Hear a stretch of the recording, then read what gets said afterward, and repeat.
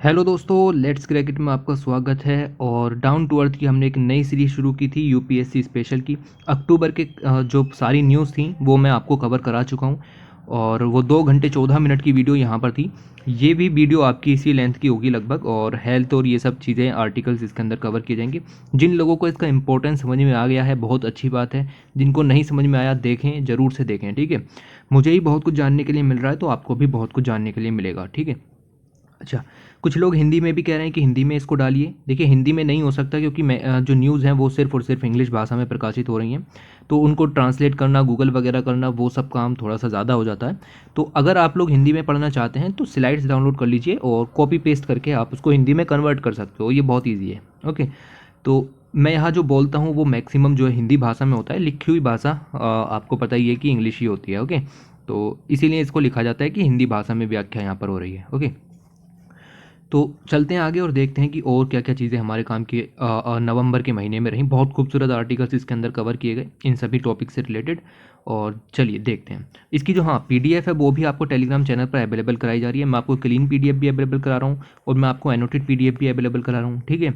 तो वो चीज़ें भी आप वहाँ से देख सकते हैं। फिर लाइक, शेयर और सब्सक्राइब बहुत ज़्यादा ज़रूरी है, इसको आपको करना ही करना होता है। उसके बाद यहाँ पर जो न्यूज़ हैं related to the conference of parties meeting 26। Okay, तो ये जो आपकी मीटिंग यहाँ पर हुई ग्लासगो के अंदर, मैंने इसकी पूरी समरी अपने चैनल पर डाली है। ओके, अब ये जो समरी है ये बहुत ही इंपॉर्टेंट है, मैंने आपको इसके बारे में पहले भी बताया। और ये इसके अंदर टॉप 10 जो पॉइंट्स थे, एक भी पॉइंट मिस नहीं किया इंडिया से रिलेटेड। ये सारे पॉइंट इसके अंदर मैंने यहाँ पर कवर किए हैं। ये भी लिखा है मैंने हिंदी भाषा में, लिखी हुई भाषा इंग्लिश होगी, मैं बोलूँगा थोड़ा थोड़ा हिंदी में। ओके, तो इस तरीके से मैंने ये सब कवर कर दिए हैं। तो इस वीडियो के अंदर मैंने COP26 से रिलेटेड सारी जो चीज़ें हैं उनको इग्नोर कर दिया, क्योंकि इंपॉर्टेंट चीज़ें हमने इस वीडियो के अंदर में कवर कर ली। ओके, यूपीएससी पीसीएस के लिए बहुत खूबसूरत वीडियो थी, कहीं से कुछ पढ़ने की ज़रूरत नहीं थी इसके बाद। ओके, तो ये यहाँ पर कवर हो गई है। अब COP26 से रिलेटेड, ग्लासगो समिट से रिलेटेड सारी चीज़ों को अलग करते हैं और उसके बाद आगे चलते हैं और पहली न्यूज़ की तरफ बढ़ते हैं। ये रही भैया आपकी पहली न्यूज, और यहाँ पर लिखा हुआ है study identify India among global flash droughts hotspot from 1980 to 2015। पिछले 35 साल का आंकड़ा यहाँ पर उठाया गया और पता किया गया कि दुनिया भर में ड्रॉट्स के जितने भी हॉटस्पॉट हैं, क्या इंडिया उनमें था? तो हाँ जी, इंडिया उनमें था। यानी इंडिया में फ्लैश ड्रॉट्स के केसेस लगातार देखने के लिए मिले हैं। ओके, तो यही बात यहाँ पर बताई गई है। बहुत सारे केसेस जो हैं वो मानसून सेशन के दौरान देखने के लिए मिले हैं। मानसून सेशन के दौरान प्रेसिपिटेशन हाई होनी चाहिए लेकिन नहीं हो रही। ओके, बहुत सारी रीजंस पर, like in the central, north west, north eastern region of the country, वहाँ पर मानसून सीजन के दौरान आपकी जो है वो प्रेसिपिटेशन नहीं हो रही है, जिसकी वजह से फ्लैश ड्रॉट्स के इवेंट्स वहाँ पर क्रिएट हो रहे हैं। और ये जो इवेंट्स हैं वो प्राइमरली मई और सितंबर के बीच में यहाँ पर हो रहे हैं, ये बात भी बताई इन्होंने। फ्लैश ड्रॉट्स की यहाँ पर डेफिनेशन भी दी कि क्या होता है। तो अगर डिजास्टर मैनेजमेंट के अंदर में लिखने के लिए आ जाए कि फ्लैश ड्रॉट्स के मैनेजमेंट वगैरह के लिए लिखिए, तो पहले आपको उसकी डेफिनेशन ही लिखनी पड़ेगी। तो आप पहले इसकी डेफिनेशन यहाँ से देख लीजिए कि फ्लैश ड्रॉट्स होते क्या हैं। Is the rapid onset and intensification of droughts, droughts की कंडीशन में लगातार बहुत तेज़ी से चेंज होना, ये आपका फ्लैश ड्रॉट्स के अंदर में आ जाता है। और तो और जो प्रेसिपिटेशन के नॉर्मल लेवल्स होने चाहिए, जितनी होनी चाहिए प्रेसिपिटेशन उतनी ना हो, उससे लोअर हो, तो इस कारण भी फ्लैश ड्रॉट्स यहाँ पर आते हैं। साथ ही साथ high temperature, winds and radiation, ये भी साथ में मुख्य भूमिका निभाते हैं फ्लैश ड्रॉट्स के डेवलपमेंट के लिए। ओके, तो टुगेदर ये सारे चेंजेस अगर यहाँ पर हो जाते हैं तो आपका जो है लोकल क्लाइमेट चेंज होता है, जिसकी वजह से फ्लैश ड्रॉट्स की कंडीशन बनती है। उसके बाद high frequency of flash droughts, ये देखने के लिए मिली है इन द ट्रॉपिक रीजन और सब tropical region, like you can see in Brazil, Sahel, great rift valley and India. इन सभी के अंदर यहाँ पर ये चीज़ें देखने के लिए मिली है। पिछले 36 साल का आंकड़ा यहाँ पर उठाया गया है। ओके, यहाँ पर यह भी बताया गया कि the risk for flash droughts developed में continue to increase a certain locations due to the increase evaporative demand. ये बहुत ही खूबसूरत टर्म यहाँ पर यूज़ की गई, इस टर्म का नाम है इवेपोरेटिव डिमांड, ठीक है। तो इवेपोरेटिव डिमांड क्या होती है? ये इवेपोरेटिव डिमांड मीज़र करता है कि एनवायरनमेंट कितनी तेज़ी से वाटर को इवेपोरेट करेगा। अगर आपने इस चीज़ को मेज़र कर लिया तो इसको कहते हैं इवेपोरेटिव डिमांड, इन शॉर्ट इसको पीईटी कहा जाता है। ओके, अगर पीईटी में इंक्रीज़ हुआ है तो समझ लीजिए कि जो आपका इवेपोरेशन है वो बहुत ज़्यादा हुआ है, और इवेपोरेशन ज़्यादा हुआ है तो समझ लीजिए कि फ्लैश ड्रॉट्स की कंडीशन भी यहाँ पर बनेंगी। ओके, तो changes in evaporative demand affects fresh water supplies and impact on agriculture. Okay, तो इवेपोरेटिव डिमांड का ये फंडा आपको क्लियर हो जाना चाहिए कि ये क्या है। तो रैपिड ड्रॉट इंटेंसिफिकेशन के दो कारण बनते हैं, पहला प्रेसिपिटेशन कम होने लगे, दूसरा इवेपोरेटिव डिमांड बढ़ जाए। बात समझ में आई आपको? तो ये न्यूज़ आपके काम की थी। दो मेन पॉइंट आपको मिले, पहला कि फ्लैश ड्रॉट्स क्या होते हैं और दूसरा इवेपोरेटिव डिमांड क्या होती है। ओके, तो इन दोनों को आपको ज़रूर से याद में रखना है। चलिए अगली न्यूज़ की तरफ चलते हैं। आपकी एग्रीकल्चर से रिलेटेड, और नागालैंड के जो पैडी फार्मर्स हैं वहाँ पर आप देखो कि ड्रॉट लाइक कंडीशंस बन गई हैं, तो उनको यहाँ पर नुकसान होने की पूरी संभावना है। प्रोडक्शन ऑफ पैडी इन नागालैंड, जो कि सेल्फ कंजम्पशन के लिए उगाया जाता है, परसिस्टेंट ड्रॉट लाइक कंडीशंस यहाँ पर बनी है इन द हिली स्टेट। इसकी वजह से पूरा का पूरा जो नागालैंड है वहाँ पर डिस्ट्रेस जैसी कंडीशंस बन चुकी हैं। झूम कल्टीवेशन आपको पता होगी, स्लैश एंड बर्न कल्टीवेशन भी इसको यहाँ पर कहते हैं, शिफ्टिंग कल्टीवेशन भी इसको यहाँ पर कहते हैं। ओके, तो पूरे नॉर्थ ईस्ट में ये कल्टीवेशन यहाँ पर की जाती है, तो नागालैंड में भी की जा रही है, और नागालैंड में भी जो लोग यहाँ पर झूम फार्मिंग कर रहे हैं या फिर शिफ्टिंग कल्टीवेशन कर रहे हैं स्टेट में, वो भी यहाँ पर अफेक्टेड देखे गए हैं। अब आपको पता हो तो झूम फार्मिंग के अंदर करते क्या है कि लैंड को क्लियर कर दिया जाता है बाय बर्निंग द वेजिटेशन, इसको कल्टीवेट किया जाता है फॉर सेवरल ईयर, और जब इसकी प्रोडक्टिविटी ख़त्म हो जाती है सॉइल की तो फिर उस लैंड को छोड़ दिया जाता है और किसी और लैंड पर जो है वो आपकी खेती की जाती है। ओके, तो इस तरीके से यहाँ पर झूम कल्टीवेशन जो है वो की जाती है। नागालैंड का एरिया इतना है और इसमें से इतना एरिया झूम कल्टीवेशन में है, नॉट इम्पोर्टेंट।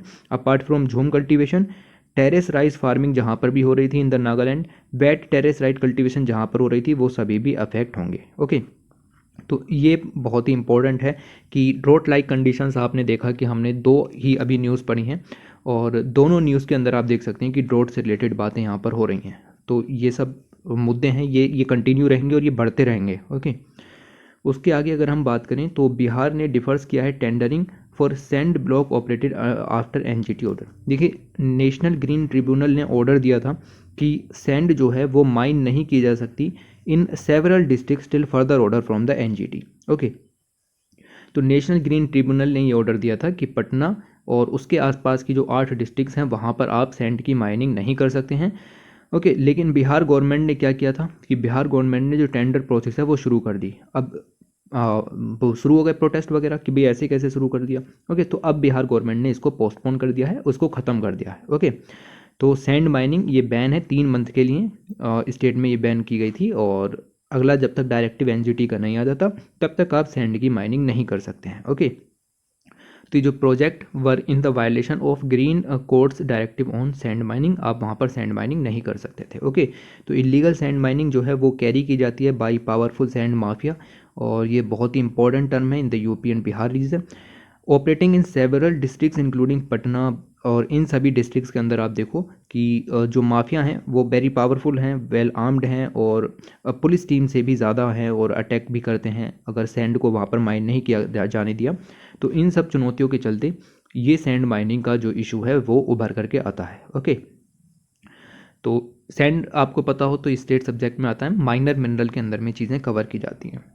उसके बाद बात करते हैं एक रिवर की जिसका नाम है मंदाकिनी रिवर, और चित्रकूट से ये रिवर होकर के बहती है। इस रिवर के अंदर पॉल्यूशन बहुत भारी मात्रा में देखा जा रहा है।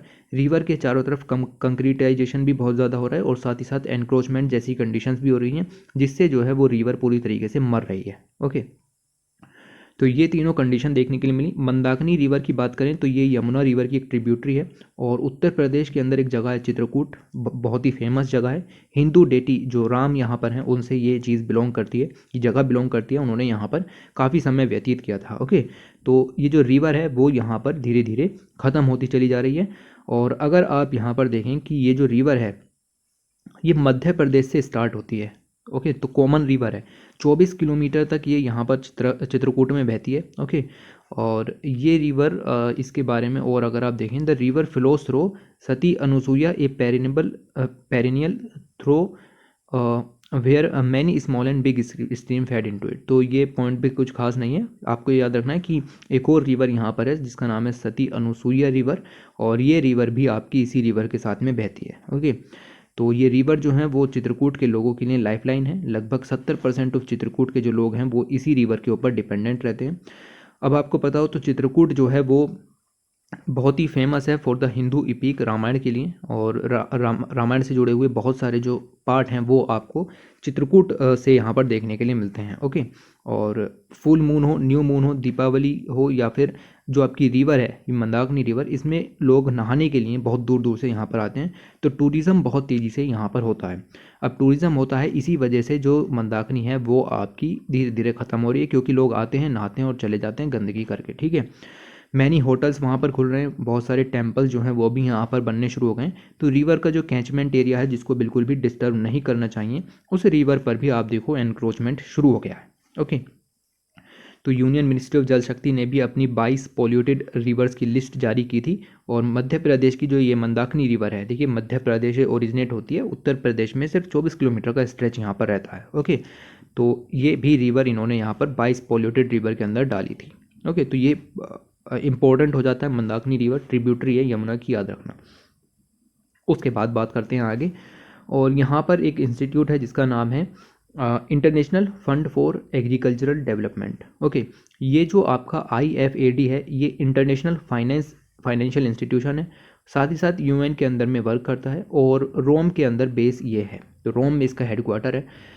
अच्छा, इन्होंने किया क्या, इन्होंने यहाँ पर ये बताया कि अगर हम लोकल नॉलेज का यूज़ करें, लोकल नॉलेज कौन सी होती है, जो कि बेसिकली वहाँ के जो निवासी होते हैं, जो कि कई सालों से वहाँ पर रह रहे हैं, लाइक ट्राइबल्स वगैरह हैं, या फिर किसी गांव में लोग रह रहे हैं, तो उनको पता होता है कि किस चीज़ से कैसे बचना है। ओके, तो उस नॉलेज का यूज़ हम यहाँ पर कर सकते हैं, थोड़ी सी टेक्नोलॉजी और थोड़े से फंड के साथ में। ठीक है, तो इन चीज़ों का यूज़ करके हम क्लाइमेट एडेप्टेशन ला सकते हैं in Asia Pacific. Climate adaptation का मतलब होता है कि क्लाइमेट चेंज जब आ रहा है तो हम उसके सामने लड़ सकें, उसके अनुकूल बन सकें, हम पर उसका ज़्यादा असर ना हो, इसको कहते हैं क्लाइमेट एडेप्टेशन। क्लाइमेट चेंज के अनुकूल ढल जाना क्लाइमेट एडेप्टेशन कहलाता है।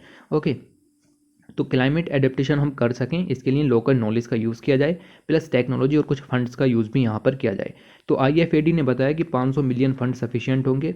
ओके, और इससे जो है वो 10 मिलियन वल्नरेबल पीपल्स की हेल्प होगी इन एशिया पैसिफिक रीजन के अंदर। ये स्टडी यहाँ पर हुई।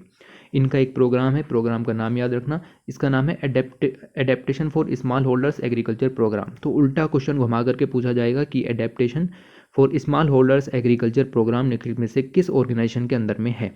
तो ये आपको पता होना चाहिए कि ये है आपका international fund for agriculture development के अंदर में। ओके, एशिया पैसिफिक के अंदर दुनिया भर के 2/3 जो गरीब लोग हैं वो यहाँ पर रहते हैं। साथ ही साथ अगर क्लाइमेट चेंज की कंडीशंस रहती हैं तो एशिया और पैसिफिक के रीजन लगभग $800 बिलियन का नुकसान हर साल झेलना पड़ता है एशिया और पैसिफिक रीजन को, according to UN economic and social commission for Asia and Pacific. ये एक और ऑर्गेनाइजेशन यहाँ पर निकल करके आई। तो IFAD ने कहा कि लोकल नॉलेज का जो है वो यूज़ किया जाए क्लाइमेट क्राइसिस को एडोप्ट करने उससे उसके अनुकूल ढलने के लिए। The traditional adaptation practices must be identify, पहले तो उनको आइडेंटिफाई करो कि कौन सी हैं, उनको रिफाइन करो। तो ये एजेंसी ने यहाँ पर सजेस्ट किया। ओके, तो रूरल कम्युनिटी का सपोर्ट बहुत ज़्यादा ज़रूरी है। टेक्नोलॉजी और फंड कुछ हद तक यहाँ पर सपोर्ट कर सकते हैं पर इससे ज़्यादा नहीं। ओके, तो ये बात इन्होंने कही। ASAP इस प्रोग्राम के बारे में मैंने आपको बताया, इसका नाम है adaptation for small holders agriculture programme. ASAP ये IFAD का फ्लैगशिप प्रोग्राम है जिसकी मदद से ये क्लाइमेट और एनवायरमेंटल फाइनेंस को चैनलाइज करते हैं to the small holders farmers. Okay, तो ये प्रोग्राम याद रखो किस ऑर्गेनाइजेशन के अंदर में है। इनके और भी प्रोग्राम है like हाउर infrastructure and livelihood improvement project, या फिर climate adaptation and livelihood protection project. Okay, तो ऐसे कुछ प्रोजेक्ट उल्टे पूछे जाते हैं, ऐसे नहीं पूछा जाएगा कि IFAD का कौन सा प्रोग्राम नीचे दिया गया है। ओके, उसके बाद कोविड-19 की वेबसाइट यहाँ पर चलती थी इंडिया के अंदर जिसका नाम था covid19india.org। इस साइट को यहाँ पर बंद कर दिया गया है और एक नई साइट यहाँ पर लाई गई है जिसका नाम है incovid19.org। ओके, ये जो साइट है ये डेवलप की गई है by IIT Madras, IISc, ISI and semantic web India के द्वारा, जो कि एक प्राइवेट फर्म है। ओके, तो इतनी सी न्यूज़ थी। इस वेबसाइट को ट्रांसफॉर्म किया गया है, नाम याद रखिएगा। उसके बाद यहाँ पर बात की जा रही है, एक रिपोर्ट यहाँ पर जारी की गई जिसका नाम है world nuclear performance report 2021। Okay, इस रिपोर्ट के हिसाब से ये बताया गया कि न्यूक्लियर एनर्जी जो है वो हमारा CO2 के इमिशंस को कम कर सकती है। अगर हम न्यूक्लियर एनर्जी ज़्यादा से ज़्यादा प्रोड्यूस करें तो हमारा बहुत फ़ायदा होगा। ये स्टडी इन्होंने 1970 यानी कि लगभग पिछले 50 सालों का डाटा उठा करके ये स्टडी इन्होंने की और इन्होंने ये पता किया कि 72 बिलियन टन CO2 वातावरण में चली जाती अगर न्यूक्लियर एनर्जी ना होती तो। ओके, 72 बिलियन टन CO2 वातावरण में चली जाती अगर न्यूक्लियर एनर्जी नहीं होती तो। ओके, तो ये चीज़ इन्होंने यहाँ पर डिस्कस की। पहला पैराग्राफ मैंने आपको यहाँ पर समझा दिया। ओके, इन्होंने ये भी बताया कि 2020 के दौरान जो इलेक्ट्रिसिटी है उसकी डिमांड यहाँ पर कम हुई during the covid. Okay, electricity की डिमांड जो है वो यहाँ पर कम हुई और साथ ही साथ प्रोडक्शन भी कम हुआ और साथ ही साथ आउटपुट भी यहाँ पर कम देखने के लिए मिला। हालांकि एशिया के अंदर जो इलेक्ट्रिसिटी का जनरेशन है वो बढ़ा, लेकिन वो इतना ज़्यादा नहीं बढ़ा। ओके, तो ये कुछ ऐसे पॉइंट हैं जिनको आप इग्नोर भी कर सकते हो। बात आपको ये समझनी है कि ये फोकस न्यूक्लियर एनर्जी की तरफ क्यों कर रहे हैं। क्या न्यूक्लियर एनर्जी एक रिन्यूएबल एनर्जी का सोर्स है? जी हाँ, nuclear energy is said to be a renewable energy source. Nuclear energy को रिन्यूएबल एनर्जी कहा जाता है। ओके, लेकिन न्यूक्लियर एनर्जी को बनाने के लिए जो मटेरियल यूज़ किया जाता है लाइक यूरेनियम, वो अपने आप में रिन्यूएबल नहीं है। ओके, वो नॉन रिन्यूएबल सोर्स है। ओके, तो हम न्यूक्लियर एनर्जी को बनाने के लिए नॉन रिन्यूएबल एनर्जी का सोर्स यहाँ पर करते हैं। नॉन रिन्यूएबल जो सोर्सेज हैं उनके ज़रिए हम न्यूक्लियर एनर्जी को कन्वर्ट करते हैं और न्यूक्लियर एनर्जी जो है वो आपकी कंसीडर की जाती है as a renewable energy. Okay, तो यहाँ पर देख सकते हो कि इस समय दुनिया जो है वो 10% के करीब जो वर्ल्ड की इलेक्ट्रिसिटी है वो न्यूक्लियर पावर से यहाँ पर लाती है। और रिपोर्ट का कहना यह है इंटरनेशनल एटॉमिक एनर्जी एजेंसी के हिसाब से कि अगर हमें क्लाइमेट चेंज से टैकल करना है तो न्यूक्लियर पावर को बढ़ाना पड़ेगा। ओके, लगभग इसको 1/3 लेकर के यहाँ पर आइए, लगभग 33% के करीब आप यहाँ पर लेकर के आइए। ओके, ये चीज़ इन्होंने यहाँ पर कही। इन्होंने ये भी बताया कि nuclear electricity generation will need to double between 2020-2050। 2020 से लेकर के 2050 तक न्यूक्लियर इलेक्ट्रिसिटी का जो जनरेशन है वो डबल हो जाना चाहिए। अगर नेट ज़ीरो इमिशन चाहिए तो ये सब काम करने पड़ेंगे। ओके, तो आप समझो कि न्यूक्लियर एनर्जी का योगदान है। उसके आगे बात करते हैं। आगे ये बहुत खूबसूरत खबर यहाँ पर निकल कर के आई और सक्सेस यहाँ पर देखने के लिए मिली है किसको, तो विलेजर्स को यहाँ पर सक्सेस देखने के लिए मिली है। उड़ीसा के अंदर 24 गांव ऐसे हैं जिनको community and forest resource rights जो है वो दिए गए हैं। ऐसा इंडिया की हिस्ट्री में पहली बार हुआ है। हालांकि हमारे पास जो एक्ट्स हैं, हमारे पास जो लॉज यहाँ पर बने हुए थे वो काफ़ी पुराने हैं, लेकिन अभी तक भी ये राइट प्रोवाइड नहीं किए जा रहे थे। अब ये राइट प्रोवाइड किए गए हैं। ओके, तो देख रहे होगे कि फर्स्ट टाइम लिखा हुआ है, फर्स्ट स्टेप। तो 24 विलेजेस हैं उड़ीसा के अंदर। उड़ीसा के अंदर जो नयागढ़ डिस्ट्रिक्ट है वहाँ पर जो 24 विलेजेस हैं उनको कम्युनिटी राइट्स यहाँ पर प्रदान कर दिए गए हैं। ओके, तो 14 community rights CFRR community forest resource right उनको प्रदान कर दिए गए हैं। ये टाइटल्स जो भी दिए जाते हैं कम्युनिटी राइट्स, ये scheduled tribes and other traditional forest dwellers recognition of forest right 2006 जिसको FRA भी कहते हैं, जिसका अमेंडमेंट 2012 में हुआ था, उन सभी के हिसाब से ये जो राइट है वो यहाँ पर दिए जाते हैं। फॉरेस्ट राइट्स एक्ट के अंदर साफ साफ लिखा हुआ है कि जो राइट हैं वो ग्राम सभा को दिए जाएंगे। ओके, तो ये क्वेश्चन कई बार पूछा जा चुका है। FRA gives gram sabha the right to protect, regenerate, conserve and manage any community forest resources which they have been traditionally protecting and conserving for sustainable use only, not for use sustainable use. Okay, तो sustainable use के लिए ये लोग पहले से ही use कर रहे थे उसको, लेकिन राइट इनके पास नहीं था, कोई ऐसा पक्का प्रमाण पत्र इनके पास नहीं था, वो सब प्रोवाइड कराने का काम अब किया गया। ओके, तो ये पहली बार है कि ट्रेडिशनल मैनेजमेंट सिस्टम को यहाँ पर फोकस किया गया, उसको रिकॉग्नाइज किया गया है कंट्री के अंदर, और ये सब चीज़ें भी आप यहाँ पर याद रखना। This is also the first step towards the recognition of community lead ecological restoration. तो कम्युनिटी लेड, ठीक है, ये जो पॉइंट है ना ये काफ़ी इंपॉर्टेंट है। कम्युनिटी की मदद से हम यहाँ पर इकोलॉजिकल रिस्टोरेशन की बात कर रहे हैं, फॉरेस्ट कंजर्वेशन की बात कर रहे हैं, सस्टेनेबल फॉरेस्ट बेस्ड लाइवलीहुड की बात कर रहे हैं, और साथ ही साथ बायोडाइवर्सिटी कंजर्वेशन की बात भी कर रहे हैं।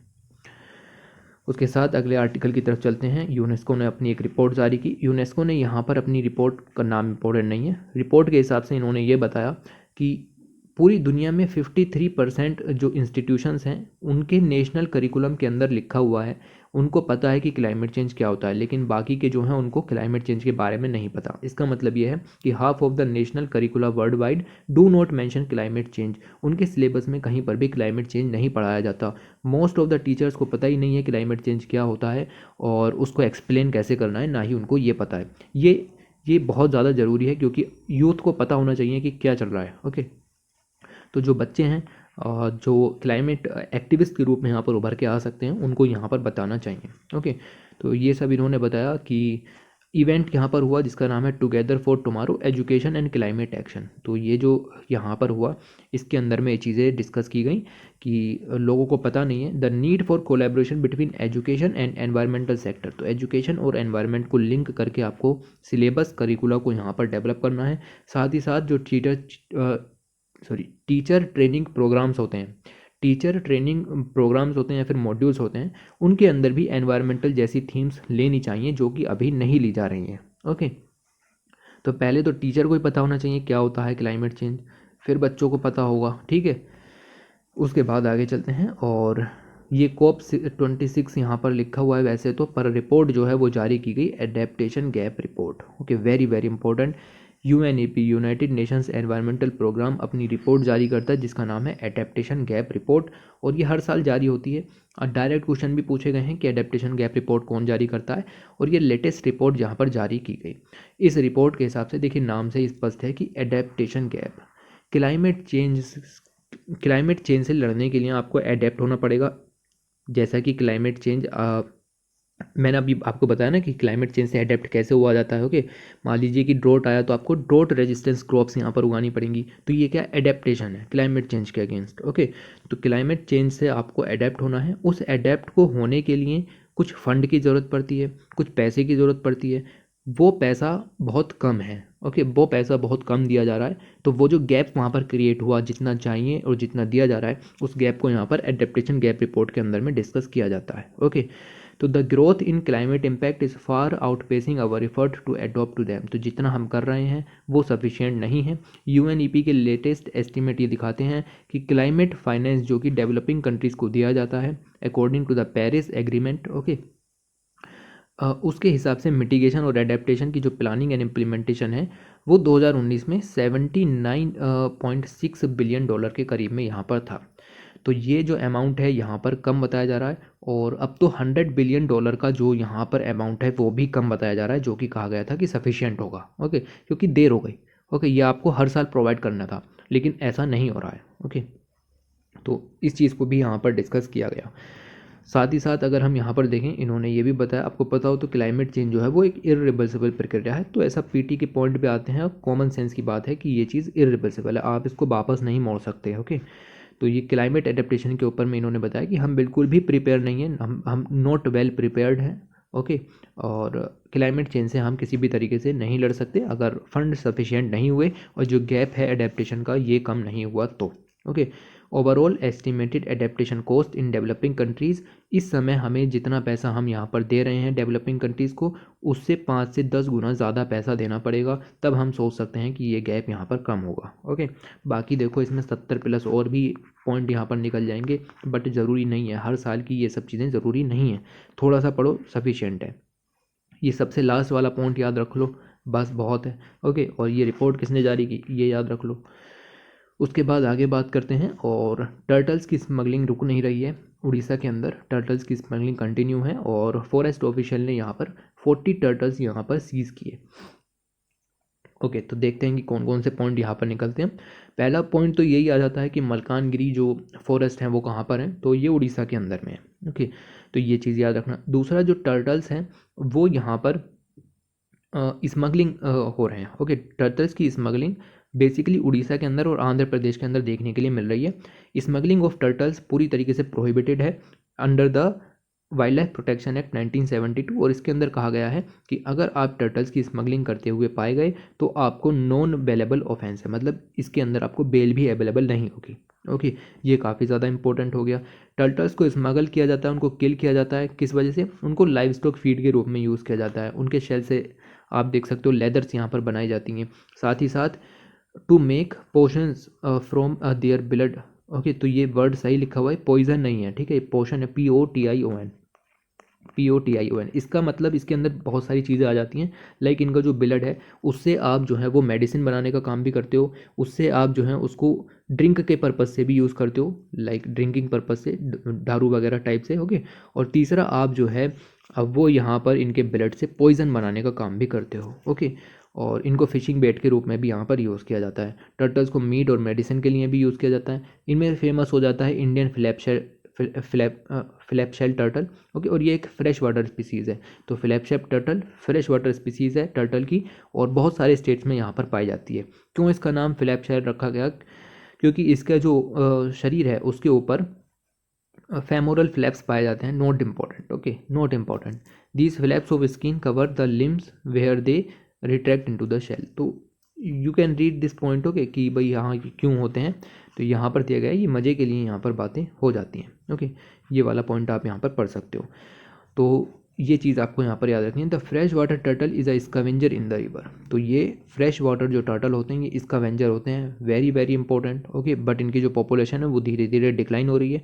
Fox's wild dogs destroy there nest. तो ये इनके जो नेस्ट हैं उनको यहाँ पर ख़त्म कर देते हैं, जिससे कि ये जो है टर्टल वो आप देख सकते हो कि स्पीसीज़ धीरे धीरे ख़त्म होती चली जा रही है। तो इनके कंजर्वेशन के लिए काम करना चाहिए। अब इनके कंजर्वेशन के लिए ही अगर आप देखें तो बहुत सारे काम किए जा रहे हैं, हम आगे डिस्कस करेंगे। उसके बाद दिवाली यहाँ पर गुजरी और पता चला कि स्मोक जो है वो सब जगह पर फैल गया, और GRAP के नॉर्म्स के बारे में यहाँ पर बात करनी थी, तो उन्हीं को देखते हैं। GRAP की फुल फॉर्म होती है graded response action plan, GRAP इनको यहाँ पर कहा जाता है। ओके, और ये जो प्रोग्राम है, प्लान है, ये आपका दिल्ली गवर्नमेंट का प्रोग्राम है, और वहाँ पर जो दिल्ली एडमिनिस्ट्रेशन है ये उसको वो पावर प्रदान करते हैं। इन नॉर्म्स के जरिए दिल्ली गवर्नमेंट को पावर प्रदान होती है कि डीजल जेनसेट्स यहाँ पर उनके यूज़ को कुछ समय के लिए बंद किया जा सकता है। Enhance parking fees by 3 to 4 times. Parking की जो फ़ीस है वो 3 से 4 गुना तक बढ़ाई जा सकती है, ताकि लोग अपने पर्सनल वाहन यूज़ करना बंद कर दें अगर पोल्यूशन बहुत ज़्यादा हो जाए तो। ठीक है, मेट्रो एंड बस की फ्रीक्वेंसी को यहाँ पर बढ़ाया जाए, ताकि जो है लोगों को आसानी से बस की सुविधा अवेलेबल हो और पर्सनल वाहन यूज़ ना कर सकें। Use water sprinklers if the air quality is very poor. तो पोल्यूशन को नीचे बैठाने के लिए, सोल्यूबल बनाने के लिए ये सब काम किए जाएँ। तो ये सब पावर्स दिल्ली एडमिनिस्ट्रेशन को प्रोवाइड होती हैं under graded response action plan. It can stop the operation of brick. तो जो आपकी ईंटें बनाने के भट्टे होते हैं, कारखाने होते हैं, उनको यहाँ पर आपका बंद कर सकते हैं, क्योंकि उनसे भी पोल्यूशन काफ़ी ज़्यादा होता है। हॉट मिक्स प्लांट्स हैं उनको भी बंद कर सकते हैं, स्टोन क्रशर है उनको भी बंद कर सकते हैं, साथ ही साथ कोल नेचुरल गैस के प्लांट्स को बंद कर सकते हैं अगर एयर क्वालिटी सेवियर हुई तो। ओके, तो लिखा हुआ है कि एयर क्वालिटी वेरी पुअर, तो कौन कौन से काम आप कर सकते हो, ये बंद कर सकते हो, ये बंद कर सकते हो, ये बंद कर सकते हो। एयर क्वालिटी अगर सेवियर हुई तो आप ये भी बंद कर सकते हो, ये भी बंद कर सकते हो, और ये भी बंद कर सकते हो। ओके, तो वेरी इंपॉर्टेंट, ये प्लान आपको याद रखना है।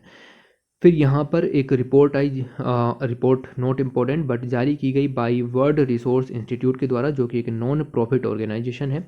इस रिपोर्ट ने 17 डेवलपिंग कंट्रीज़ का डाटा यहाँ पर उठाया, और इन्होंने यहाँ पर ये देखा कि क्लाइमेट फाइनेंस जो दिया जा रहा था कोविड-19 के दौरान, क्लाइमेट फाइनेंस में डिक्लाइन यहाँ पर आया है। सिंपल सी बात है कि लोग अपना जो पैसा है वो लोग नहीं कह सकते, कंट्रीज़ जो हैं वो अपना पैसा हेल्थ सेक्टर में ज़्यादा यहाँ पर खर्च करेंगी कोविड-19 से निपटने के लिए, ना कि क्लाइमेट चेंज से लड़ने के लिए। ओके, तो ये तो पैसा गिरना ही था, इसमें कोई नई बात नहीं थी, लेकिन रिपोर्ट के ज़रिए ये बातें समझाई जाती हैं तो अच्छा है। ओके, क्लाइमेट फाइनेंस की डेफिनेशन दी गई है, फॉर्मल डेफिनेशन है, हो सके तो इसको आप देख सकते हो, खुद से भी बना सकते हो। क्लाइमेट फाइनेंस एक मनी होता है जो कि पेड किया जाता है by wealthy countries. Wealthy countries के अंदर कौन सी कंट्रीज़ आती हैं, तो डेवलप्ड कंट्रीज़ वेल्दी कंट्रीज़ कही जाती है। डेवलप्ड कंट्रीज़ वो कंट्रीज़ हैं जिन्होंने अपने हिस्टोरिक इमिशंस के जरिए इंडस्ट्रियल रेवोल्यूशंस कर लिया है। ओके, तो ये जो कंट्रीज़ हैं वेल्दी कंट्रीज़, ये developing countries like India, China, इन सबको पैसे देती हैं। इन सबको पैसे देती हैं किस लिए, ताकि वो भी अपना जो क्लाइमेट एडेप्टेशन है या फिर क्लाइमेट रिडक्शन है, इमिशन रिडक्शन है, वो यहाँ पर कर सकें, नई टेक्नोलॉजी का यूज़ कर सकें। ये सब काम क्लाइमेट फाइनेंस के द्वारा दिए जाने वाले मनी के द्वारा किए जाते हैं। तो ये रिपोर्ट 17 डेवलपिंग कंट्रीज़ के ऊपर है। कौन कौन सी कंट्रीज़ थी ये लिखी हुई है, पढ़ने की भी ज़रूरत नहीं है। उसके बाद आगे बात करते हैं, और उड़ीसा की गवर्नमेंट ने यहाँ पर आपका जो है देखिए बाक्साइट एक तरीके का आप देखें और होता है, ठीक है, अयस्क होता है, और इसकी माइनिंग यहाँ पर उड़ीसा के अंदर की जा रही थी।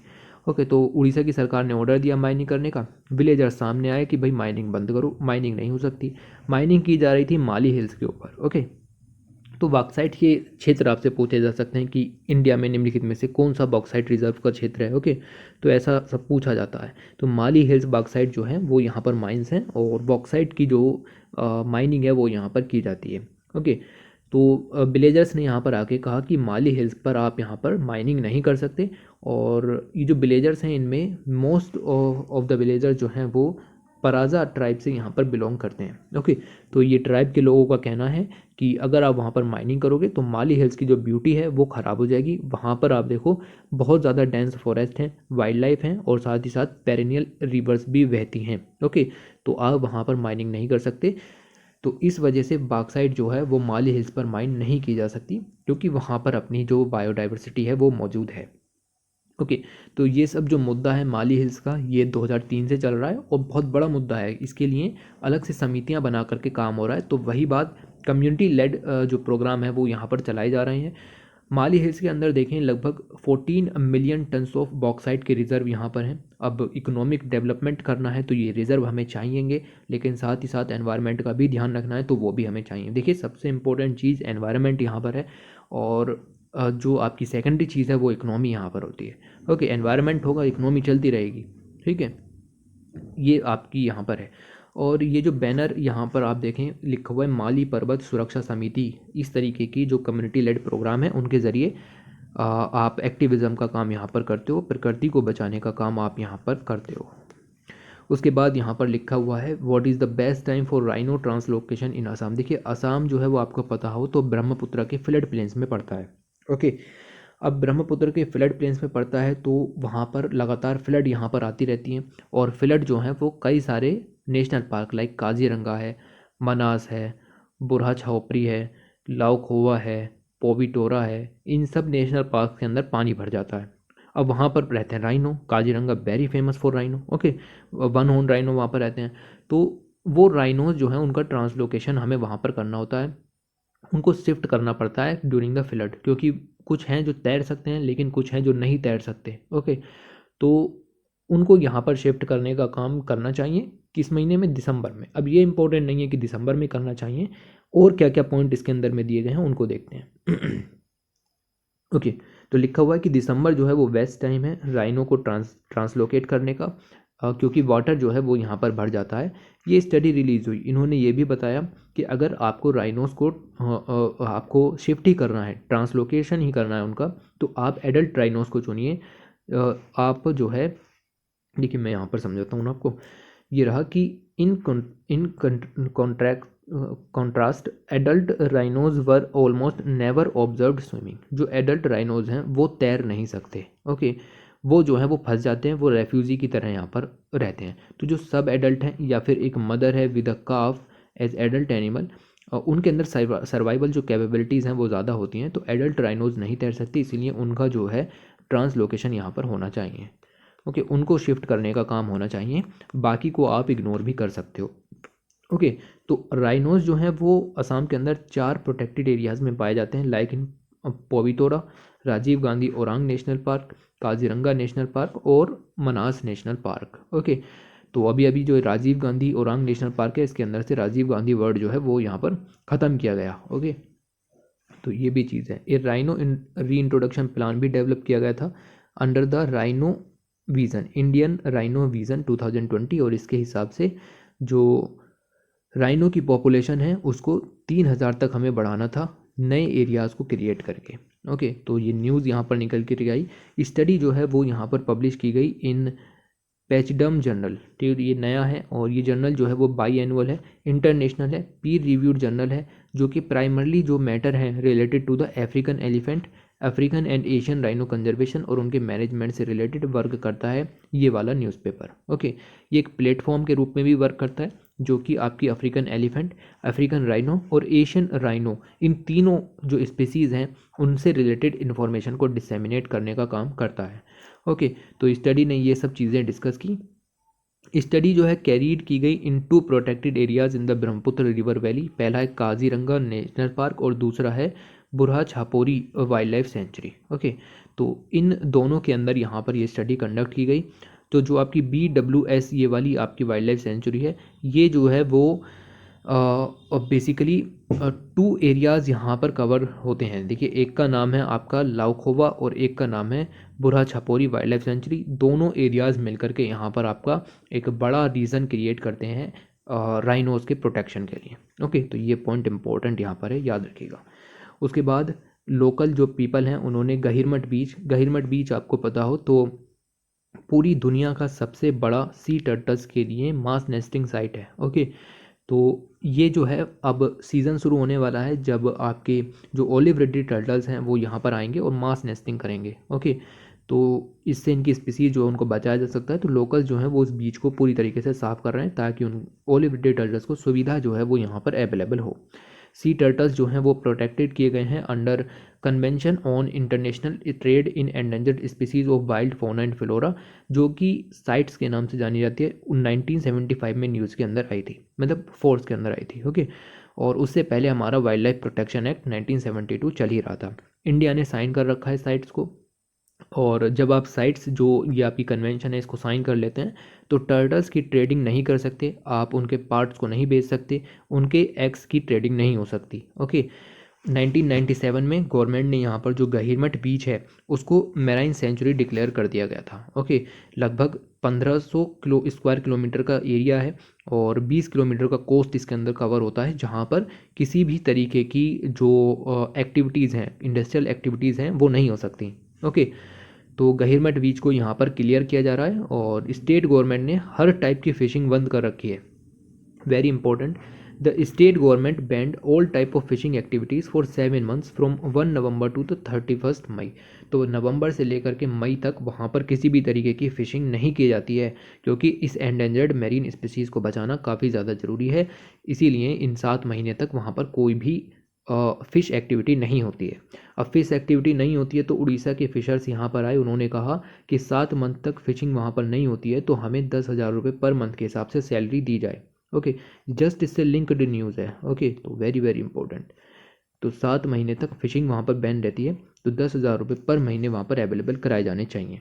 Odisha's fishing community wants to the state government to increase their monthly compensation, क्योंकि उड़ीसा की सरकार ने बैन की हुई है fishing by motorised vessel trawlers within 20 kilometres of the coast along around 120 kilometres of its 480 kilometre coastal stretch. Okay, तो total इतना stretch है, उसमें से 20 किलोमीटर का स्ट्रेच वहाँ पर आपकी फ़िशिंग नहीं हो सकती, क्योंकि मैंने बताया कि 20 किलोमीटर की जो कोस्ट है वो एरिया मैराइन सेंचुरी के रूप में डिक्लेयर किया गया है।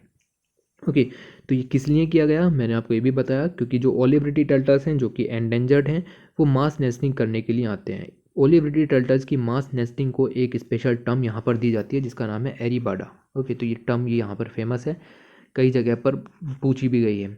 ओके, तो इसके कारण जो आपका ये है, साथ ही साथ आप देखें तो गहिरमठ बीच से काफ़ी ज़्यादा रिवर्स भी यहाँ पर बहती हैं, लाइक धमरा रिवर, देवी रिवर और ऋषिकुल्य रिवर। ओके, तो ये तीनों रिवर जो है ये भी आपका इनके जो माउथ हैं वहाँ पर मास नेस्टिंग देखने के लिए मिल जाती है आपको इनकी ओलिव रिडी टर्टल्स की। ओके, तो ओलिव रिडी टर्टल्स जो हैं वो IUCN की रेड लिस्ट में अगर आप देखें तो लिखा हुआ है एंडेंजर्ड है, और ये चीज़ आपको पता होनी चाहिए। दोनों की दोनों न्यूज़ ओलिव रिडी टर्टल से रिलेटेड थी। तो टर्टल से रिलेटेड 3 न्यूज़ अब तक हम पढ़ चुके हैं। इससे पहले एक न्यूज़ के अंदर हमने पढ़ा था कि किस तरीके से फॉरेस्ट ऑफिसर ने 40 जो टर्टल हैं वो फ्लैप शेल टर्टल्स थे, ये ओलिव रिडी टर्टल्स हैं, इनको जो है वो स्मगलिंग से रोका। ठीक है, तो अब चलते हैं अगली न्यूज़ की तरफ, और साइंस एंड टेक्नोलॉजी से न्यूज़ आप लोगों के सामने है। एक नया मेथड यहाँ पर निकल के आया है, जो कि जो एक्सो प्लैनेट हैं, ऐसे प्लैनेट जो हमारे सोलर सिस्टम से बाहर के प्लैनेट्स हैं, उनके एनवायरनमेंट को स्टडी किया जा सकता है। अब पूरी हमें साइंटिफिक स्टडी के अंदर नहीं जाना, किसने की हमें ये भी नहीं देखना। ठीक है, तो देखना क्या है, देखना ये है कि आखिर मेथड कौन सा है, मेथड का नाम क्या है, और वगैरह वगैरह चीज़ें। तो जो आपके एक्स्ट्रा सोलर प्लैनेट हैं उनका जो एनवायरनमेंट है उसको किस तरीके से देखेंगे, इंडियन एस्ट्रोनॉमर्स ने काम किया है। They have shown that the planets going around stars other than the sun, हमारे सन के चारों तरफ नहीं है, ठीक है, इसीलिए हमारे सोलर सिस्टम में नहीं है, इसीलिए इनको एक्स्ट्रा सोलर कहा जाता है। ओके, तो हमारे सोलर सिस्टम के अलावा जो भी प्लैनेट्स यहाँ पर हैं उनकी स्टडी की जाएगी by observing the polarisation of the light. तो ये एक थ्योरी है, पोलराइजेशन ऑफ लाइट अपने आप में पूरी बड़ी थ्योरी है। ओके, और आपने 12th क्लास में ये थ्योरी यहाँ पर पढ़ी होगी। And studying polarisation signature and variation in scattering intensity of light, तो लाइट के प्रकीर्णन वगैरह के आधार पर उसके पोलराइजेशन की जो आपकी गुण है, जो उसकी आपकी गुण है, उसके बेस पर हम ये सब चीज़ें यहाँ पर नापने की कोशिश करेंगे। ओके, तो ऐसा सब आपको यहाँ पर याद रखना है। एंड ए कपल डिकेड एगो, बहुत सारे जो साइंटिस्ट यहाँ पर थे उन्होंने सजेस्ट किया that the reflected light of exoplanet, जो भी लाइट एक्सोप्लैनेट से रिफ्लेक्ट होती है वो सारी की सारी लाइट पोलराइज होगी। And the major of the polarisation, और उस पोलराइजेशन का हम मेजर करेंगे और उसी के ज़रिए पता लगेगा कि उसका कंपोजिशन कैसा है, उस प्लेनेट का कंपोजिशन कैसा है और उसकी प्रॉपर्टीज़ क्या हैं और उसके एटमॉस्फेयर में क्या क्या चीज़ें मौजूद हैं। ओके, तो इन सब चीज़ों को यहाँ पर मापा जा सकता है, बाकी आपको इसमें कुछ भी नहीं पढ़ना, ठीक है, ये चीज़। उसके बाद अगली रिपोर्ट निकल कर के आई, जो आपकी इंटरनेशनल एनर्जी एजेंसी है उसने यहाँ पर बताया है कि target to half global fuel consumption, global fuel consumption को आधा करने का टारगेट यहाँ पर था 2030 तक। वो टारगेट कुछ मज़ा नहीं आ रहा, होने वाला नहीं है पूरा। ओके, तो इन्होंने डिसाइड कर लिया। तो ग्लोबल गोल जिससे कि फ्यूल कंजम्पशन आधा किया जाए 2030 तक 2005 के लेवल से, वो कुछ अच्छा नहीं दिख रहा है according to the international energy agency. Global fuel economy initiative इनका है। तो ऐसे इनिशिएटिव पूछे गए हैं कि इनिशिएटिव किसके अंदर में है, तो याद रखो IAEA के अंदर में है।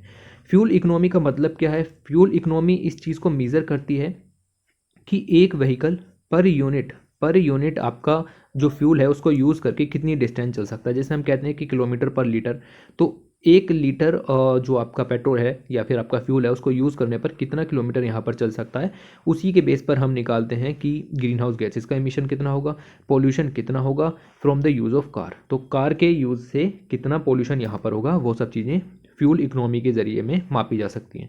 जो 3 बड़े कार में मार्केट हैं, लाइक चाइना है, यूरोपियन यूनियन है और आपका US है, वो 60% ऑफ ग्लोबल सेल यहाँ पर दिखाते हैं of light duty vehicle in 2019 में। ये तीनों बड़े यहाँ पर कार मार्केट यहाँ पर थे। तो जो आपका दायित्व है वो भी इन्हीं का बनता है। According to the report, total improvements are lower than 2.8% yearly fuel economy improvement needed to the target. तो टारगेट से जो हमें जितना टारगेट चाहिए था उससे 2.8% जो टारगेट हैं वो यहाँ पर बहुत कम दिख रहे हैं। ओके, तो ऐसा डायरेक्ट क्वेश्चन कहीं से कुछ नहीं आएगा। ओके, ये डायरेक्ट क्वेश्चन यहाँ से बन सकता है एक तो कि ग्लोबल फ्यूल इकोनॉमी इनिशिएटिव जो है वो क्या होता है। फ्यूल इकोनॉमी की डेफिनेशन पता होनी चाहिए, बाकी चीज़ें याद रखो मत रखो। अगला जो आर्टिकल यहाँ पर आ जाता है वो आपको बताता है कि एटलीस्ट 420 मिलियन हेक्टेयर फॉरेस्ट जो हैं वो 1990 से यहाँ पर ख़त्म हो चुके हैं। एग्रीकल्चर की खबर है। और ये जो आपकी यहाँ पर रिपोर्ट वगैरह दी गई वो रिपोर्ट FRA के अंदर FRA ने यहाँ पर रिमोट सेंसिंग सर्वे लॉन्च किया। ओके, तो जो रिमोट सेंसिंग सर्वे है वो किसके द्वारा लॉन्च किया जाता है ये भी आपको याद रखना है। और इन्हीं का जो रिमोट सेंसिंग सर्वे है वो 2018 में पहली बार लॉन्च किया गया था और उसके बाद लगातार ये लोग यहाँ पर इन चीज़ों को दे रहे हैं। ओके, तो इन्होंने बताया कि इतना ज़्यादा फॉरेस्ट यहाँ पर लॉस हुआ है, इसके कुछ मेन कारण भी बताए हैं। पहला बताया है एग्रीकल्चर। देखो, पॉपुलेशन यहाँ पर बढ़ रही है तो एग्रीकल्चर भी यहाँ पर ज़्यादा करनी पड़ेगी क्योंकि फूड का प्रोडक्शन यहाँ पर बढ़ाना है। Increasing agriculture food productivity to meet the demands of growing population and, ठीक है, तो उसी की वजह से जो आपके फॉरेस्ट हैं उनको एग्रीकल्चर लैंड में कन्वर्ट किया जा रहा है। ये हर रीजन में ऐसा हो रहा है, deforestation because of agriculture. Europe में ऐसा नहीं हो रहा, ठीक है, यूरोप में अलग सिचुएशन यहाँ पर चल रही है। Okay, where urban and infrastructure development has the higher impact. तो यूरोप के अंदर जो इंफ्रास्ट्रक्चर तैयार हो रहा है या फिर अर्बन डेवलपमेंट है उसकी वजह से फॉरेस्ट लॉस हो रहे हैं। इन्होंने बताया कि क्रॉप लैंड में उसका कन्वर्जन किया जा रहा है, मतलब जो आपकी ट्री या प्लांटेशन वाली जो ज़मीन है वहाँ पर आपकी क्रॉप लैंड के लिए यूज़ की जा रही है। इन अफ्रीका एंड एशिया अलग अलग रीजन में अलग अलग चीज़ें हैं। साउथ अमेरिका में आप देख सकते हो कि लाइव स्टॉक की ग्रेजिंग की वजह से डिफॉरेस्टेशन वहाँ पर हो रहा है। ओके, ये चीज़ें आप यहाँ पर याद रखो। लगभग 20 डेवलपिंग कंट्रीज़ का डाटा इन्होंने यहाँ पर दिया।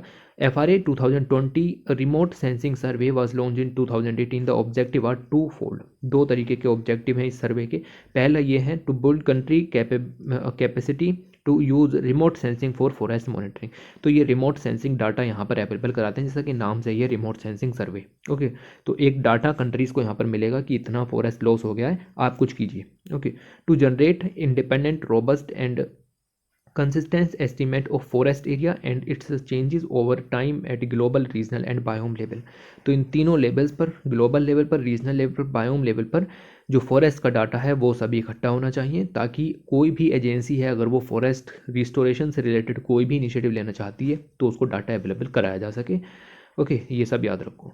उसके बाद यहाँ पर आगे एक बहुत ही अच्छी खबर निकल के आई, और यहाँ पर आप देख सकते हैं कि towards better adaptation global model to assess resilience to climate risk launch.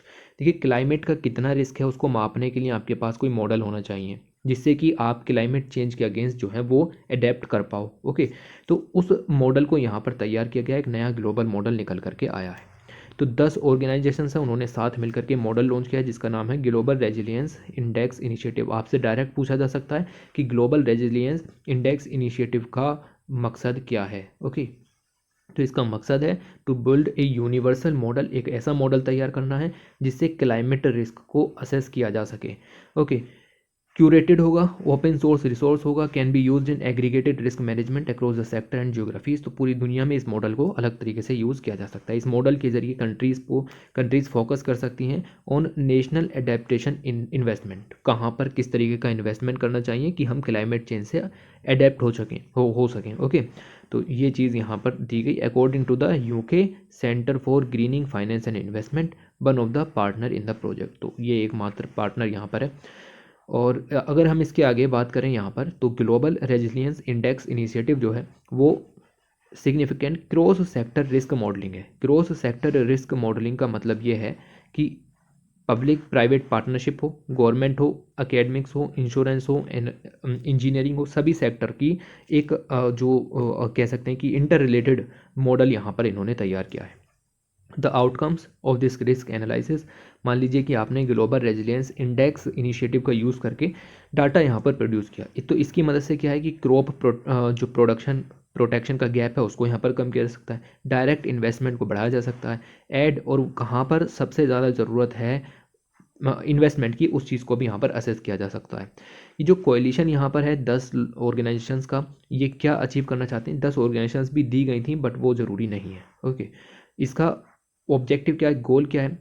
पहला गोल तो ये है कि global open reference risk data provide कराना चाहते हैं पूरे वर्ल्ड को। ओके, जिससे कि रिस्क जो मॉडलिंग सिस्टम है वो इम्प्रूव हो सके।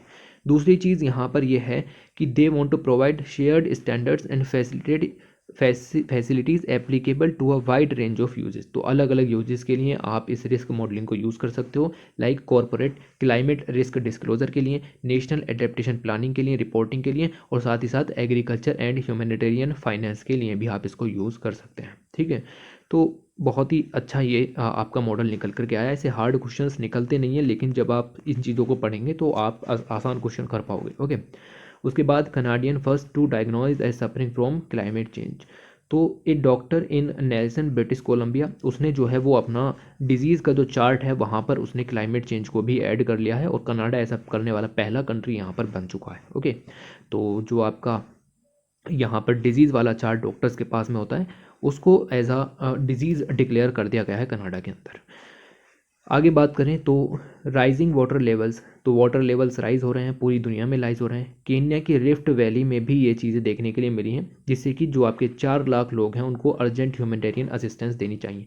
अब ये कोई आपकी घुस के पढ़ने वाली न्यूज़ नहीं है कि हम इसके पूरी PhD कर डालें, नहीं। ठीक है, इसमें आपको पता होना चाहिए दुनिया भर में क्या चीज़ें चल रही हैं, जस्ट चल रही हैं। ओके, तो रिपोर्ट ने यहाँ पर रिकमेंड किया कि तुरंत इंटरवेंशन मेजर्स लेने पड़ेंगे, और गवर्नमेंट हो या फिर नेशनल लेवल हो, स्टेट लेवल हो, हर लेवल पर काम यहाँ पर करना पड़ेगा, क्योंकि जो वाटर लेवल्स हैं इन द केन्याज रिफ्ट वैली वो यहाँ पर बढ़ चुके हैं। वहाँ पर आपको डैम मिल जाएगा जिसका नाम है टुर्कवेल गोर्ज डैम, और आपको लेक विक्टोरिया जो कि वेरी फेमस लेक, ओके, ये आपको मिल जाएगी। तो इंटरवेंशन मीजर्स के अंदर क्या हो सकता है? इमीडिएट ह्यूमैनिटेरियन असिस्टेंस दे सकते हैं, किसी भी कंट्री के लिए आप इस पॉइंट को इंक्लूड कर सकते हैं। इमीडिएट ह्यूमैनिटेरियन असिस्टेंस ज़रूरी होती है। क्लाइमेट चेंज के लिए अवेयरनेस कैंपेन्स चला सकते हैं। रिहैबिलिटेशन करना पड़ेगा, 4 लाख लोग हैं। Relocate and restore damage infrastructure, जो इंफ्रास्ट्रक्चर खत्म हुआ है उसको आप यहाँ पर सुधारिए, फाइनलाइज कर सकते हैं, and implementation of the national lake basin management strategy, जिससे कि एक इंटीग्रेटेड फ्रेमवर्क प्रोवाइड किया जा सके लेक बेसिन रिसोर्सेज के सस्टेनेबल मैनेजमेंट और उसके यूज़ के लिए। ओके, तो ये सब पॉइंट हैं, ये आप ऐसे पॉइंट निकले हैं यहाँ से कि किसी भी देश में चीज़ें चल रही हो ये पॉइंट लिख दो, ठीक है। केन्या, रिफ्ट वैली, सबको हटा करके ना कि इंटरवेंशन मीजर्स भी लेने चाहिए सुझाव के अंदर। फिर यहाँ पर आप देखें तो climate change performance index 2022 report यहाँ पर जो है वो रिलीज़ की गई, और इस रिपोर्ट के अंदर साफ साफ बताया गया कि इंडिया जो है वो टॉप 10 कंट्रीज़ में आता है। इंडिया की रैंक पहले भी, इससे पहले और जो आपका 2020 वाली रैंकिंग थी उसमें आपकी इंडिया की रैंक 10th पोजीशन पर थी, 10th रैंक थी। और 2022 की जो है, जो कि 2021 के बारे में बताती है, ठीक है, 2021 के बारे में बताती है, उसमें भी इंडिया की रैंक 10 है। ओके, तो सेम रैंक इंडिया की रही है दोनों सालों में, और इंडिया जो है वो टॉप परफॉर्मिंग कंट्री रहा है एमंग द ग्रुप 20 यानी कि G20 के अंदर। ओके, इन्होंने ये भी बताया कि मेजर इमिटिंग जो इकोनॉमीज़ हैं लाइक ऑस्ट्रेलिया वगैरह है, चाइना है, आपके यूके हैं, यूएस हैं, ओके, ये सब जो कंट्रीज़ हैं that announce there net zero emission release targets Fairlie poor in their climate change performance, तो उन लोगों की जो क्लाइमेट चेंज में परफॉर्मेंस होनी चाहिए वो यहाँ पर बिल्कुल भी अच्छी नहीं हो रही है, जो उनके नेट ज़ीरो के टारगेट थे वो हासिल नहीं कर सकते। रिपोर्ट आपको पता है जर्मन वॉच के द्वारा दी जाती है, साथ ही और agencies like climate action network या फिर न्यू क्लाइमेट इंस्टीट्यूट जैसी एजेंसीज भी आ जाती हैं। Okay, as an independent monitoring tool CCPI यानी कि climate change performance index a leading role providing information on the Paris Agreement's implementation phase। तो जो 2 डिग्री सेंटीग्रेड तापमान रोकना है वो आप रोक पाओगे नहीं रोक पाओगे, 1.5 डिग्री तक ले जाओगे नहीं ले जाओगे, वो सब इसके द्वारा यहाँ पर बताया जाता है। 60 कंट्रीज़ और यूरोपियन यूनियन को इवेल्यूट करती है, और जो कि टोटल मिलाकर के 90% से ज़्यादा ग्लोबल ग्रीन हाउस गैस का इमिशन कर रही हैं। ऐसी 60 कंट्रीज़ प्लस यूरोपियन यूनियन को लिया जाता है। इसके अंदर 4 कैटेगरीज़ हैं और 14 इंडिकेटर्स हैं, तो चारों कैटेगरीज याद रखनी है, green house gas emissions, renewable energy, energy use और क्लाइमेट पॉलिसीज़। तो किस कंट्री के पास क्लाइमेट पॉलिसीज़ हैं, कौन एनर्जी यूज़ में सही कर रहा है, कौन रिन्यूएबल एनर्जी जनरेट कर रहा है, ग्रीन हाउस गैस का इमिशन कैसा हो रहा है। ओके, तो 40% यहाँ पर जो पार्ट है वो ग्रीन हाउस गैस इमिशन का। डायरेक्ट क्वेश्चन बनता है कि क्लाइमेट चेंज परफॉर्मेंस इंडेक्स के अंदर सबसे ज़्यादा वेटेज कौन से इंडिकेटर को दिया गया है। चारों इंडिकेटर दे देगा, आपसे पूछेगा ग्रीन हाउस गैस इमिशन को दिया गया। ओके, मेजर इमिटर्स फेयर्ड पुअरली, तो जो ऐसी कंट्रीज़ हैं लाइक चाइना है, यूरोपियन यूनियन है, यूके है, स्कैंडिनेवियन कंट्रीज़ हैं, ये कुछ कंट्रीज़ हैं। स्कैंडिनेवियन कंट्रीज़ तो अच्छा कर रही हैं, डेनमार्क यहाँ पर टॉप किया है जिसने। ओके, और यहाँ पर देख सकते हो कि स्वीडन, नॉर्वे ये दूसरे तीसरे नंबर पर है। ओके, लेकिन बाकी की जो कंट्रीज़ हैं उन्होंने अच्छा नहीं किया है। ओके, नीचे आपको मिल जाएगा Kazakhstan, Saudi Arabia, Iran, Canada, Taiwan, ये कुछ ऐसे कंट्रीज़ हैं जो कि सबसे नीचे में पड़े हुए हैं। इंडिया अपने पूरे ट्रैक पर है, अपने क्लाइमेट टारगेट्स को हासिल कर सकता है। कैसे क्लाइमेट टारगेट्स की बात यहाँ पर चल रही है, तो इंडिया की परफॉर्मेंस हाई है ग्रीन हाउस गैस इमिशन में, मतलब इंडिया ने ग्रीन हाउस गैस के इमिशंस को कम करने के लिए काफ़ी कुछ काम किया है। एनर्जी यूज़ में भी हमारी अच्छी पोजीशन है, क्लाइमेट पॉलिसीज़ में भी हमारी अच्छी है। लेकिन जो आपकी रिन्यूएबल एनर्जी वाला इंडिकेटर यहाँ पर है 4 है ना, 3 में हमारी अच्छी पोजीशन है, हाई पोजीशन है, और जो रिन्यूएबल एनर्जी है उसमें हमारी मीडियम जो है वो यहाँ पर है। ओके, तो ये चीज़ याद रखो कि हाई और मीडियम यहाँ पर है। इंडिया जो है वो आपके जो एनडीसीज़ हैं जिनको नेशनली डिटरमाइंड कंट्रीब्यूशन कहा जाता है उसको काफ़ी जल्दी पूरा कर सकता है अगर इसी तरीके से टारगेट पर चलता रहा, क्योंकि हमने अपनी जो non fossil fuel installed power capacity है उसका 40% शेयर यहाँ पर ख़त्म करना था, वो हमने किया 2030 तक। ओके, उस दिशा में हम हैं। साथ ही साथ जो हमारी एनर्जी इंटेंसिटी थी उसको रिड्यूस करना था 33%, वो भी हम यहाँ पर चल रहे हैं, वो भी हम कर रहे हैं। ओके, तो इंडिया के जो टारगेट्स हैं वो पूरे कर रहा है। हमारे और भी टारगेट्स हैं, जैसे 450 गीगावाट यहाँ पर लेकर के आनी है 2030 तक रिन्यूएबल एनर्जी के सोर्सेज से, और 30% इलेक्ट्रिकल व्हीकल भी लाने हैं 2030 तक। अब ये 450 वाला टारगेट है, इसको 500 कर दिया गया है।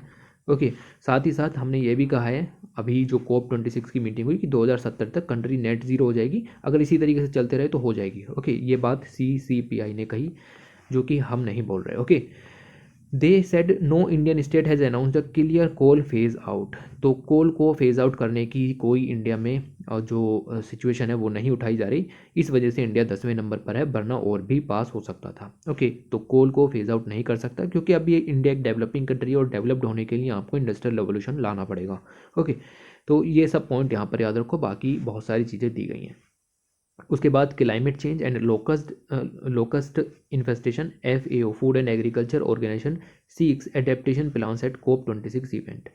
तो बात की जा रही है फूड एंड एग्रीकल्चर ऑर्गेनाइजेशन की। इन्होंने बताया कि जो लोकस्ट यहाँ पर अटैक होता है, ओके, जैसे कि बात करते हैं इन्फेस्टेशन ऑफ डेजर्ट लोकस्ट, जो कि पिछले सालों में आपने देखा कि इंडिया में भी देखने के लिए मिली, बेसिकली ईस्टर्न अफ्रीका से आती हैं, इंडिया में रिसेंट ईयर्स में देखने के लिए मिली है। ओके, ये किस चीज़ से लिंक्ड है? ये क्लाइमेट चेंज से लिंक्ड है। जब क्लाइमेट चेंज यहाँ पर होता है तो इनका मूवमेंट इस तरीके से देखने के लिए मिलता है। ये बात बताई गई by global landscape forum climate hybrid conference के अंदर, जो कि हमें याद नहीं रखनी। ओके, लोकस्ट जो है वो बेन है, एक श्राप है, specially to the farmers in several countries, India, Pakistan और ईरान के लिए। जब ये एक फील्ड से गुजरती हैं, एक एग्रीकल्चर फील्ड से गुजरती हैं, तो पूरा का पूरा फील्ड यहाँ पर खाली हो जाता है। Okay, change in cyclonic pattern, ये आखिर इंडिया में आती क्यों है?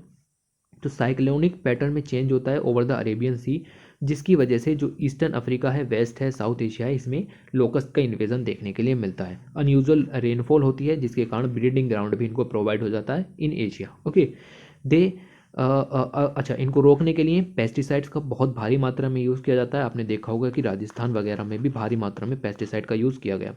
यहाँ पर बताया गया है कि जो पेस्टिसाइड इनको कंट्रोल करने के लिए यूज़ किए जाते हैं वो हाईली टॉक्सिक होते हैं, और इनको आप ख़त्म तो कर सकते हो, पेस्टिसाइड को यूज़ करके आप लोकस्ट को तो ख़त्म कर सकते हो, बट इसका जो ह्यूमन हेल्थ और एनवायरनमेंट पर इम्पैक्ट पड़ेगा उससे हमें भारी नुकसान देखने के लिए मिलेगा। बहुत सारे ऐसे यहाँ पर पेस्टिसाइड दिए भी गए हैं जिनका नाम आपको नहीं पढ़ना, तो ये चीज़ आप यहाँ पर ध्यान में रखो। ये हाईली टॉक्सिक हैं और ह्यूमन जो सिस्टम है उसके लिए ख़राब हो सकते हैं। ओके, ये बात बताई गई पेस्टिसाइड एक्शन नेटवर्क के द्वारा। ऐसी सब बॉडीज़ यहाँ पर प्रेजेंट रहती हैं। इन्होंने बताया कि लॉन्ग टर्म रेस्पॉन्स अगर आपको चाहिए या रिकवरी आपको लेनी है तो आपको $1 बिलियन खर्च करना पड़ेगा डेजर्ट लोकस की प्रॉब्लम से निपटने के लिए। इन्होंने बताया एक तो well functioning early warning system होना चाहिए। दूसरी चीज़ इन्होंने बताई कि counting the environmental and human cost through true cost accounting के जरिए आपको ये काउंटिंग करनी पड़ेगी कि कितनी एनवायरनमेंट और ह्यूमन को नुकसान पहुंच रहा है। साथ ही एफिशिएंट गवर्नेंस मॉडल भी होना चाहिए और एग्री फूड सिस्टम को चेंज करने की ज़रूरत है क्योंकि क्लाइमेट चेंज हो रहा है। ओके, तो ये चीज़ बताई। इन्होंने बताया कि हमारे पास कोई भी बड़ा ऐसा साधन नहीं है जिसके जरिए हम जो लोकस्ट का क्राइसिस है उसको रोक सकें। There are no technological silver bullets to address the locust crisis, but हम क्या कर सकते हैं कि एक अर्ली वार्निंग सिस्टम यहाँ पर यूज़ कर सकते हैं, और साथ ही साथ अवेयरनेस जो है वो फार्मर्स को दे सकते हैं कि किस तरीके से आप सस्टेनेबल और चीज़ें आगे बढ़ा सकते हैं। ओके, ये चीज़ें याद रखो। फिर बात करते हैं जीका वायरस एक्सप्लेंट की। इंडिया के अंदर उत्तर प्रदेश में कानपुर जो यहाँ पर एक ज़िला है, वहाँ पर जो केसेस हैं जीका वायरस के वो 110 केसेस यहाँ पर हो चुके हैं। ओके, 110 प्लस यहाँ पर आप कह सकते हो। तो क्या है ये जीका वायरस, इसको हम यहाँ पर डिस्कस करेंगे जैसा कि दिया गया था। जीका वायरस सबसे पहले रीसस मंकी से निकाला गया था, जो कि युगांडा के जीका फॉरेस्ट में देखने के लिए मिला 1947 में। उस समय के बाद से लगभग 15 केसेस देखने के लिए मिले, और जो मैसिव आपको स्प्रेड देखने के लिए मिला इसका वो आपको देखने के लिए मिला इन द वेस्टर्न पैसिफिक 2007 में। ओके, इसके बाद 2016 में WHO ने इसको public health emergency of international concern declare किया। ये वो सिचुएशन है जब आप किसी डिजीज़ को पेंडेमिक डिक्लेयर करने से पहले उसको public health emergency of international concern declare किया जाता है, उसके बाद ही आप पेंडेमिक डिक्लेयर करोगे। वायरस की सबसे बड़ी जो आपको देखने के लिए मिलेगा कि आउटकम है, मतलब अगर ये आपको हो जाता है तो माइक्रोसिफेली की कंडीशन देखने के लिए मिलती है। ये सभी को नहीं होता, अगर सभी को होता है तो माइल्ड फीवर या फिर आपको रेसेस वगैरह दिखेंगे, लेकिन सबसे बड़ी प्रॉब्लम जो है वो आपको प्रेगनेंसी के दौरान देखने के लिए मिलती है। तो जो मदर्स होती हैं और उनके अंदर जो फीटस होता है उसमें माइक्रोसिफेली की कंडीशन हो जाती है। जब उसके ब्रेन का डेवलपमेंट हो रहा होता है तो ब्रेन का जो साइज़ है वो यहाँ पर बहुत छोटा रह जाता है, जिस कंडीशन को कहा जाता है माइक्रोसिफेली, एक condition of under developed head and brain defect. Okay, तो ये कंडीशन देखने को मिलती है। साथ ही साथ पैरालिसिस जैसी situation in a common adult देखने के लिए मिल सकती है, जिसको ग्वेलन बारो सिंड्रोम भी कहा जाता है। ओके, तो ऐसे सब केसेस ब्राज़ील में भी बहुत ज़्यादा देखने के लिए मिले हैं। ब्राज़ील में टोटल अगर हम देखें तो 2600 के करीब केसेस हैं माइक्रोसेफेली के अलग। ओके, तो ये चीज़ आप यहाँ पर ध्यान में रखें। एजिड इजिप्टी के द्वारा और एजिड अल्बेक्टोपिक्टस मॉस्किटो के द्वारा ये सब वायरस यहाँ पर फैलते हैं। ब्लड ट्रांसफ्यूजन हो सकता है, सेक्सुअल कॉन्टैक्ट हो सकता है, या फिर यूरिन एक्सपोजर के जरिए चीज़ें फैल सकती हैं। ओके, ये चीज़ मैंने हिंदी में भी लिखी है, अगर मैं तेज़ निकल गया हूँ तो इन चीज़ों को यहाँ पर पढ़ लीजिएगा। उसके बाद बात करते हैं एक technology driven circular business model is essential to reach climate change goals. तो जैसा कि हमने अभी अभी बात करा था कि एक मॉडल की यहाँ पर ज़रूरत है जो कि रिस्क को एवेल्यूट कर सके, क्लाइमेट रिस्क को एवेल्यूट कर सके, ऐसा ही एक नया technological driven circular business model चाहिए। देखिए, जब हम बात करते हैं सर्कुलर बिजनेस मॉडल की, तब हम बात करते हैं कि किसी भी इकोनॉमिक अप्रोचेस के अंदर, किसी भी इकोनॉमिक सिचुएशन के अंदर कोई भी वेस्ट जनरेट नहीं होगा। तो वेस्ट को पूरी तरीके से एलिमिनेट करना है। साथ ही साथ एलिमिनेट कैसे होगा? जब वेस्ट प्रोड्यूस होने वाला हो आप उसको रीयूज़ करो, रिसाइकिल करो, तो वो जो जितने भी आर यहाँ पर आते हैं उन सभी को आप यूज़ कर सकते हो। ओके, और जो आपका प्रोडक्ट है उसको कंटिन्यूअल यूज़ किया जाता है। Continual use of resources offer a new paradigm that emphasis on the need to take a comprehensive view of product and process. Okay, तो इंडियन गवर्नमेंट ऐसे बहुत सारे प्लान्स यहाँ पर लेकर के आई है, लाइक बायोफ्यूल्स के रूप में, सस्टेनेबल ट्रांसपोर्ट, ई व्हीकल, या फिर ग्रीन कवर, सस्टेनेबल एग्रीकल्चर, इन सभी को यहाँ पर पूरा करने की बात चल रही है। उसके बाद अब बात लिखी हुई थी कि टेक्नोलॉजी ड्राइवर होना चाहिए, तो हमें टेक्नोलॉजी के क्षेत्र में नए जो स्टार्टअप्स हैं वो चाहिएंगे। इंडिया के पास तीसरा सबसे बड़ा यूनिकॉर्न्स का जो सिस्टम है हमारे पास, यूनिकॉर्न्स जिनकी मार्केट वैल्यू कैप आप कह सकते हो कि $1 बिलियन से ज़्यादा होती है, उनको यूनिकॉर्न कहते हैं। ऐसे स्टार्टअप जिनकी मार्केट वैल्यू $1 बिलियन से ज़्यादा की होती है उनको यूनिकॉर्न कहा जाता है। तो चाइना, यूनाइटेड स्टेट्स के बाद हमारे पास सबसे ज़्यादा यूनिकॉर्न है। तो हम उनकी मदद से ऐसे क्लाइमेट टेक या क्लाइमेट इंटेलिजेंस स्टार्टअप जो कि क्लाइमेट रेजिलियंस इंफ्रास्ट्रक्चर तैयार कर सकते हैं, उसको हम यहाँ पर यूज़ कर सकते हैं ऐसे बिजनेस मॉडल्स तैयार करने के लिए। इंडिया की अगर हम बात करें तो क्लाइमेट टेक्नोलॉजी में इन्वेस्टमेंट में भी इंडिया 9वें नंबर पर आता है पूरी दुनिया में। ओके, तो हम ऐसे जो इन्वेस्टमेंट हैं उनको यूज़ कर सकते हैं नए जो स्टार्टअप्स हैं उनको ओपन करने में, साथ ही साथ जो यूनिकॉर्न्स हैं उनको प्रोत्साहित करने के लिए। मोर इम्पोर्टेंटली अगर हम बात करें तो एक सर्कुलर इकोनॉमी ये चीज़ बताती है कि आपको जो वेस्ट है वो बिल्कुल ख़त्म करना है, एलिमिनेट करना है वेस्ट को, और किसी भी तरीके से आपको एक साइकिल के रूप में यहाँ पर बनना है जिसको कहते हैं रिसाइक्लेशन की प्रोसेस। ओके, तो कुल मिला के बात यह है कि product as a service business model भी इसको यहाँ पर कहा जाता है। प्रोडक्ट को एज अ सर्विस आपको यहाँ पर लॉन्च करना होता है। ओके, तो जस्ट याद रखो कि ऐसी चीज़ों की ज़रूरत है। ये सब टर्म्स होती हैं जो कि आसानी से नहीं मिलती। Circular business model, technological driven circular, जब आप वे फॉरवर्ड के अंदर इन चीज़ों को लिखोगे तो ये अच्छा इम्पैक्ट डालती है। ग्रीन फॉडर की शॉर्टेज हो गई है बिहार में, जिससे जो मिल्क प्रोडक्शन है वो पूरी तरीके से गिर गया है। और हमें ये नहीं जानना कहाँ हुई, कैसे हुई, हमें ये जानना है कि पहली बात तो इसका इम्पैक्ट क्या होगा। तो मिल्क प्रोडक्शन यहाँ पर डिक्रीज़ हो गया है बिहार के अंदर, क्योंकि जो आपकी ग्रीन फॉडर है उसकी शॉर्टेज देखने के लिए मिली है, और यहाँ पर एक्सेसिव रेनफॉल हुई, साथ ही साथ फ्लड्स आई जिसकी वजह से शॉर्टेज देखने के लिए मिली है। कैटल जो फार्मर्स हैं वो बैडली अफेक्ट हुए हैं, साथ ही साथ बहुत सारे फार्मर्स ऐसे हैं जिन्होंने अपने जो कैटल्स हैं उनको यहाँ पर बेच दिया है। ओके, उसके बाद COP26 यहाँ पर ख़त्म हुई, ग्लासगो स्कॉटलैंड के अंदर COP26 हुई। COP27 कहाँ होगी? तो वो इजिप्ट के अंदर होगी, और इजिप्ट के अंदर आप देखेंगे कि शर्म अल शेख नाम की जो जगह है वहाँ पर ये मीटिंग होगी। ओके, चेन्नई के अंदर भारी मात्रा में बारिश यहाँ पर हुई नवंबर में। तो क्या बताया गया है? बताया ये गया है दो कि देखिए, दो इसमें लिखा हुआ बहुत कुछ था, बट काम की चीज़ क्या थी कि इनएडुकेट और अनसाइंटिफिक, आप गौर फरमाइए इस वर्ड पर कि unscientific construction of storm water drains. हमने स्टॉर्म वाटर ड्रेन्स बनाए हैं लेकिन वो साइंटिफिक तरीके से नहीं बनाए, अनसाइंटिफिक तरीके से बनाए हैं। तो ये कमी देखने के लिए मिली, और जितने भी बनाए हैं वो इनएडुकेट हैं, अपर्याप्त हैं। साथ ही साथ वाटर बॉडीज़ का एनक्रोचमेंट, ये सब कारण बनते हैं कि चेन्नई में अभी भी आपको जो हैवी रेनफॉल के कारण फ्लड्स देखने के लिए मिल जाती हैं। Okay, lack of climate resilience infrastructure जो कि हमारे पास नहीं है, जिसके लिए हम बात कर रहे हैं कि क्लाइमेट रिस्क को असेस करने के लिए मॉडल बनाया जाए। इस सब की बात हम क्यों कर रहे हैं? इसीलिए तो कर रहे हैं। एनक्रोचमेंट ऑफ वाटर बॉडीज, जिसकी वजह से चेन्नई में फ्लड आ रहे हैं। तो ये 4 रीज़न यहाँ पर हो गए। बैठे बैठे आपको एक ही आर्टिकल से 4 रीज़न देखने के लिए मिल गए कि किस वजह से एक अर्बन फ्लड यहाँ पर कोज हो सकता है। ओके, तो अर्बन फ्लड के कोजेज देखने के लिए मिल गए आपको यहाँ पर कि अर्बन फ्लड के वो क्या क्या कोजेज हो सकते हैं। Inadequate strong water drains, unscientific तरीके से अगर आप स्ट्रॉन्ग वाटर ड्रेन्स को यहाँ पर तैयार करते हो, वाटर बॉडीज़ का एनक्रोचमेंट, साथ ही lack of climate resilience infrastructure.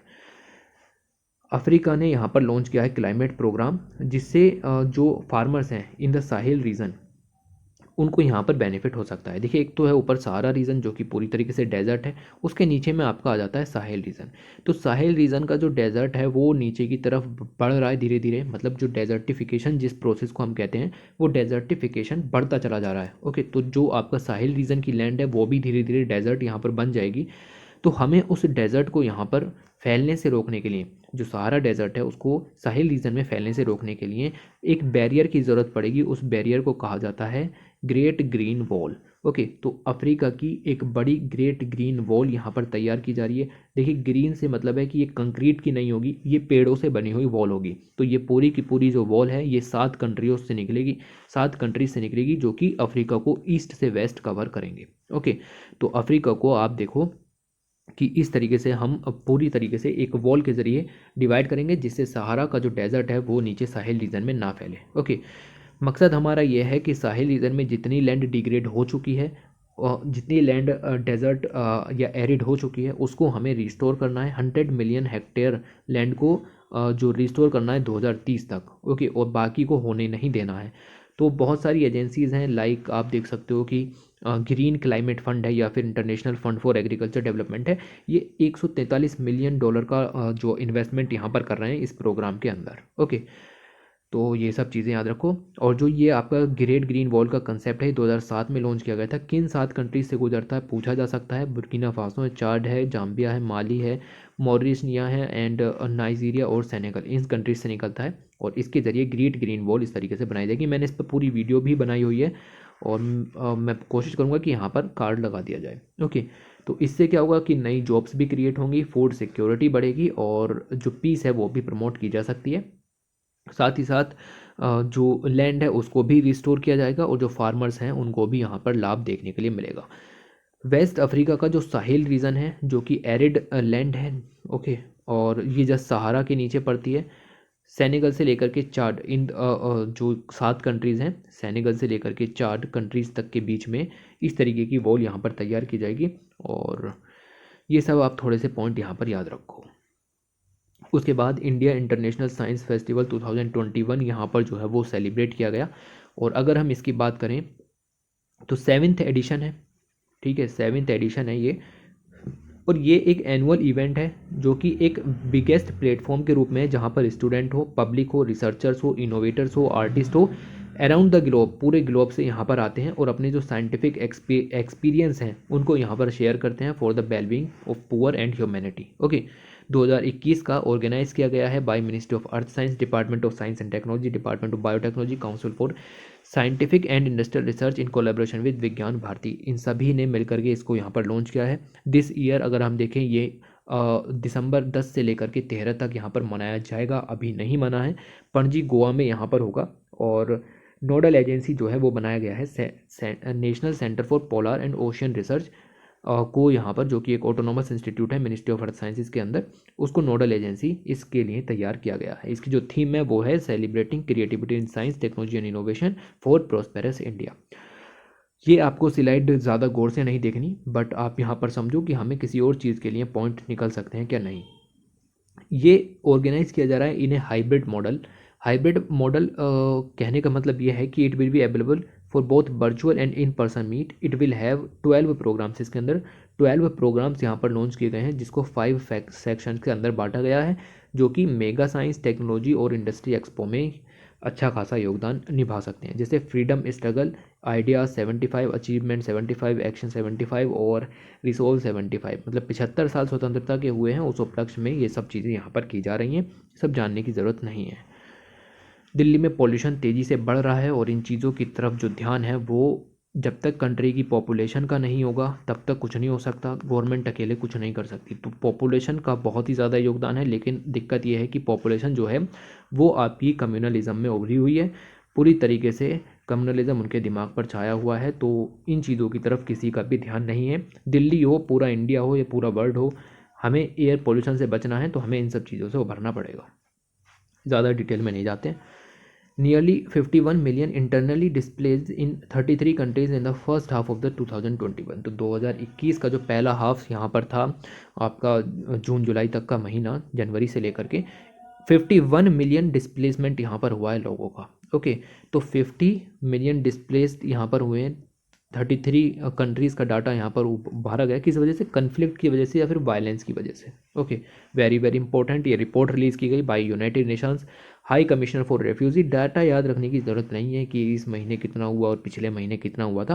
Okay, but समझो कि हाँ किन वजहों से यहाँ पर आपका डिस्प्लेसमेंट हो रहा है। तो कन्फ्लिक्ट है, वायलेंस है, या फिर आर्म्ड रेबेलियंस हैं, आपको हर जगह देखने के लिए मिल जाएंगे। इंडिया पाकिस्तान में भी है, इंडिया चाइना में भी है। ओके, साथ ही साथ एनवायरमेंटल जो माइग्रेशन है वो अलग चीज़ यहाँ पर हो जाती है। ओके, रिवर्स माइग्रेशन अलग चीज़ हो जाती है। और तो ये सब कुछ माइग्रेशन के तरीके हैं। द नंबर जो है वो 5% ज़्यादा है अगर हम पिछले साल की अगर हम बात करें, यानी कि जनवरी से लेकर के जून 2020 की अगर हम बात करें तो उससे 5% ज़्यादा डिस्प्लेसमेंट देखने के लिए मिला है। सबसे ज़्यादा जो नए इंटरनल डिस्प्लेसमेंट देखने के लिए मिले हैं अफ्रीका के अंदर है, और मैक्सिमम जो है वो कॉन्गो में है। ओके, सुप्रीम कोर्ट ने यहाँ पर बिहार की सरकार को कह दिया है कि सैंड माइनिंग कर लीजिए। तो फिर बैन क्यों लगाया था? बैन लगाया गया एनजीटी के द्वारा, और यहाँ पर सुप्रीम कोर्ट ने इसको हटा दिया। ऐसा क्यों किया सुप्रीम कोर्ट ने? सैंड माइनिंग को यहाँ पर अलाउ क्यों किया? सुप्रीम कोर्ट ने ये कहा कि जो हमने लीगल सैंड माइनिंग थी उसको तो यहाँ पर रोक लिया, लेकिन जो इलीगल सैंड माइनिंग है, इलीगल एक्सट्रैक्शन है, वो बहुत ज़्यादा है। ओके, क्योंकि माइनिंग बैन है तो इलीगल जो एक्सट्रैक्शन है वो यहाँ पर हो रहा है, हम उसको रोक नहीं पा रहे हैं। साथ ही साथ इसकी वजह से जो सैंड माफियाज़ हैं, जो कि आर्म्ड रेबेलियन एक तरीके से यहाँ पर कहे जा सकते हैं, उनके और जो आपके सिटीजन्स हैं उनकी लाइफ के बीच में क्लैसेस देखने के लिए मिल रही हैं, और लाइफ जो है वो काफ़ी ज़्यादा लॉस वहाँ पर हो रही है, लोग मर रहे हैं। ओके, तो इन्होंने यहाँ पर इस चीज़ को देखा और इन्होंने कहा कि वैसे भी नहीं रुक रही आपसे तो माइनिंग, और वैसे भी नहीं रुक रही तो इस तरीके से कम लोगों को तो नुकसान मत पहुँचाइए। ओके, सैंड जो है यूज़ की जाती है for the construction, public infrastructure and other construction activities, and मतलब डिमांड बहुत ज़्यादा है इसकी, and need to ensure the public exchequer is not deprived of its share in legalizing mining। the supreme court ने ये बातें कही और इसकी वजह से इसको लीगलाइज कर दिया गया। यहाँ पर एक स्टडी हुई, स्टडी ने कहा कि इंडिया के अंदर जो एडोलेसेंट पॉपुलेशन है वो काफ़ी ज़्यादा है। इंडिया की गवर्नमेंट को एडोलेसेंट पॉपुलेशन के अंदर इन्वेस्टमेंट करना चाहिए। अब कितनी है? 250 मिलियन एडोलेसेंट इंडिया के अंदर पाए जाते हैं। दुनिया की सबसे ज़्यादा जो एडोलेसेंट पॉपुलेशन है वो इंडिया के अंदर ही है।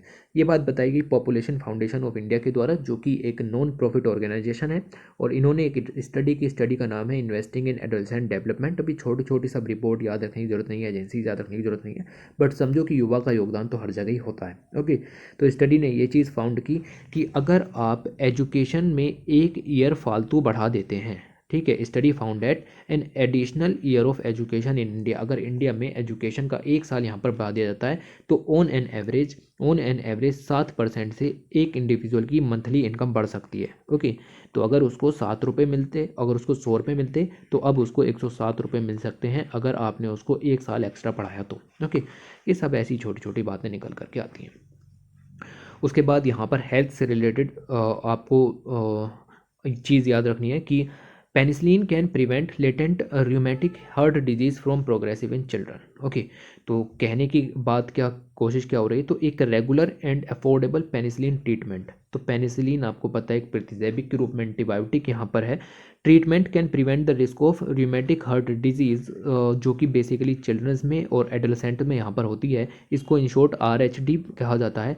इस डिजीज़ को फैलने से रोका जा सकता है। अब जब आप हेल्थ क्राइसिस की बात लिखते हैं तो 3-4 चीज़ें कॉमन हो जाती हैं, जैसे जो पैरासाइटिक डिजीज़ हैं लाइक मलेरिया है, डेंगू है, इन सभी की भी जो वैक्सीन्स हैं वो अभी अवेलेबल नहीं है मार्केट में। हालांकि WHO पूरी कोशिश कर रहा है और 1-2 उन्होंने जो वैक्सीन है वो भी अवेलेबल कराई, बट वो सब इतनी इफेक्टिव नहीं है। 50% एफिकेसी उन लोगों की है। ओके, तो ये कुछ हेल्थ से रिलेटेड चुनौतियाँ हैं। साथ ही दूसरी एक बड़ी चुनौती ये है आपकी, क्या? RHD, rheumatic heart disease. It is a serious heart damage caused by rheumatic fever, एक कंडीशन जिसकी arising from poorly treated repeated infections of this bacteria. Okay, ये बैक्टीरिया का नाम याद नहीं रखना, पढ़ा भी नहीं जा रहा, ठीक है। तो इनकी वजह से ये आपका यहाँ पर फीवर होता है। RHD remains a public health concern, ये एक पब्लिक हेल्थ कंसर्न है इन लो रिसोर्स कंट्रीज़ लाइक युगांडा जैसी कंट्रीज़ के अंदर। ये एक अच्छा खासा पब्लिक हेल्थ कंसर्न है तो आप इसको लॉन्च कर सकते हो बिल्कुल। दिस स्टडी ऐसे first large scale clinical trial है जो कि इन चीज़ों को समझने में हेल्पफुल हो सकता है। ऐसी ही दूसरी चीज़ निकल के आती है जिसका नाम है एंटी माइक्रोबियल रेजिस्टेंस। ओके, तो एंटी माइक्रोबियल रेजिस्टेंस के ऊपर उसको अवेयरनेस कैंपेन के रूप में CSE ने यहाँ पर एक हफ्ते का प्रोग्राम यहाँ पर चलाया है, जो कि एक नॉन प्रॉफिट ऑर्गेनाइजेशन है, दिल्ली में बेस है। इन्होंने कैंपेन चलाया जिसका नाम है रीथिंक द AMR एजेंडा, जिससे कि world anti microbial awareness week 2021 start किया जाएगा। 18 से 24 नवंबर तक ये चीज़ चलेगी। एंटी माइक्रोबियल रेजिस्टेंस एक पब्लिक हेल्थ थ्रेट है, जैसा कि आपका मैंने RHD बताया ये भी है, और बाकी के जो पैरासाइटिक डिजीज़ हैं वो भी हैं। ये सब पब्लिक हेल्थ थ्रेट हैं, और जब आप हेल्थ के ऊपर ऐसे लिख रहे हो तो इन सब चीज़ों को लॉन्च किया करो।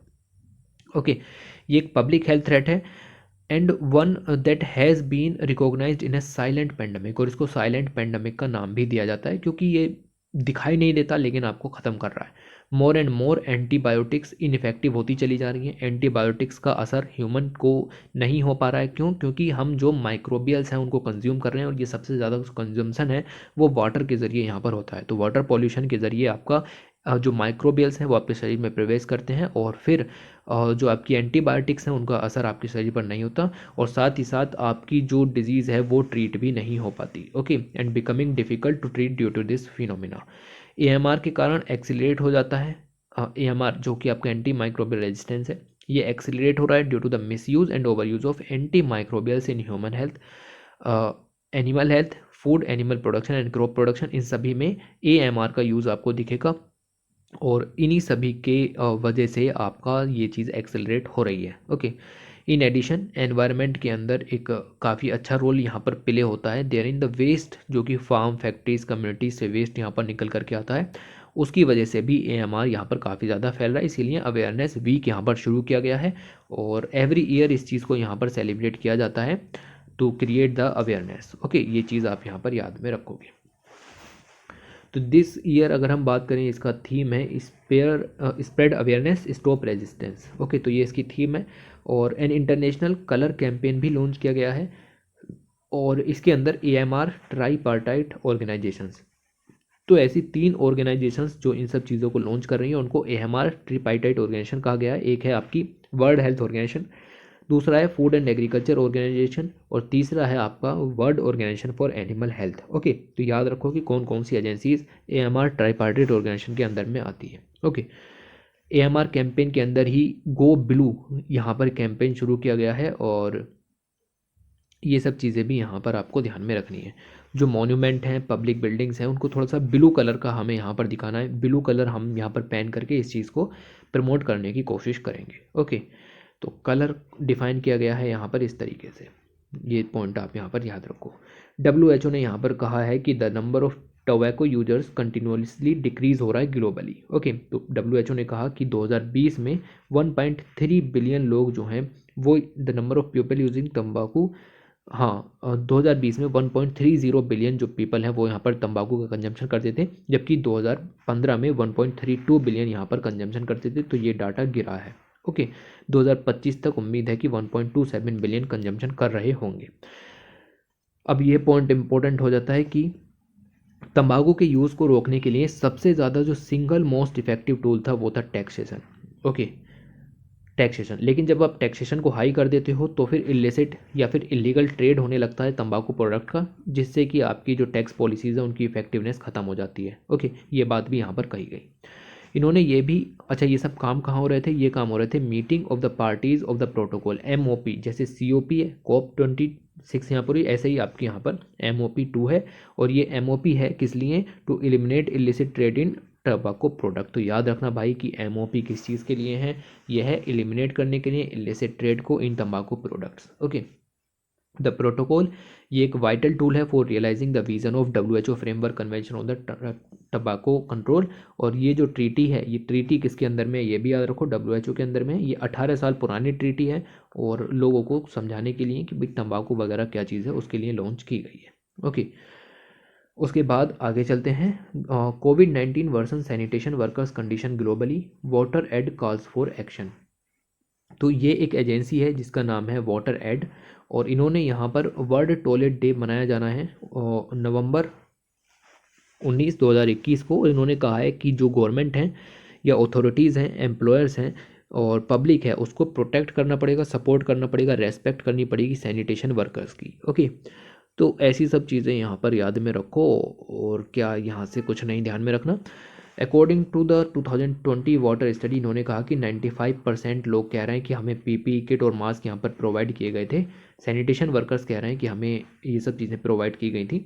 20% कह रहे हैं कि हमें जो है वो आपका मास्क और क्लॉथ वगैरह नहीं दिए गए। Okay, at least 20% either boat mask और मेड फ्रॉम क्लॉथ, तो इन्होंने यहाँ पर बाई किया खुद से। ओके, ऐसा सब यहाँ पर चीज़ें चल रही हैं, तो कोई बड़ी चीज़ नहीं है, इसको आपको ज़्यादा डिटेल में नहीं जाना। तो दोस्तों आगे चलते हैं और देखते हैं कि कौन कौन सी और इम्पोर्टेंट न्यूज़ हमारे काम की होती हैं। लाइक कि हेल्थ से रिलेटेड न्यूज़ आपको देखने के लिए मिलेगी। अब बेसिकली बात की जा रही है HPV वैक्सीन के बारे में। HPV की फुल फॉर्म आपको पता होनी चाहिए, this is human papilloma virus. Okay, ये इसकी फुल फॉर्म है। ये ऐसा वायरस है, इसकी वजह से कैंसर हो सकता है, इसीलिए इसके अगेंस्ट वैक्सीनेशन तैयार किया गया है WHO के द्वारा। वो काफ़ी दिनों से चल रहा है, ठीक है।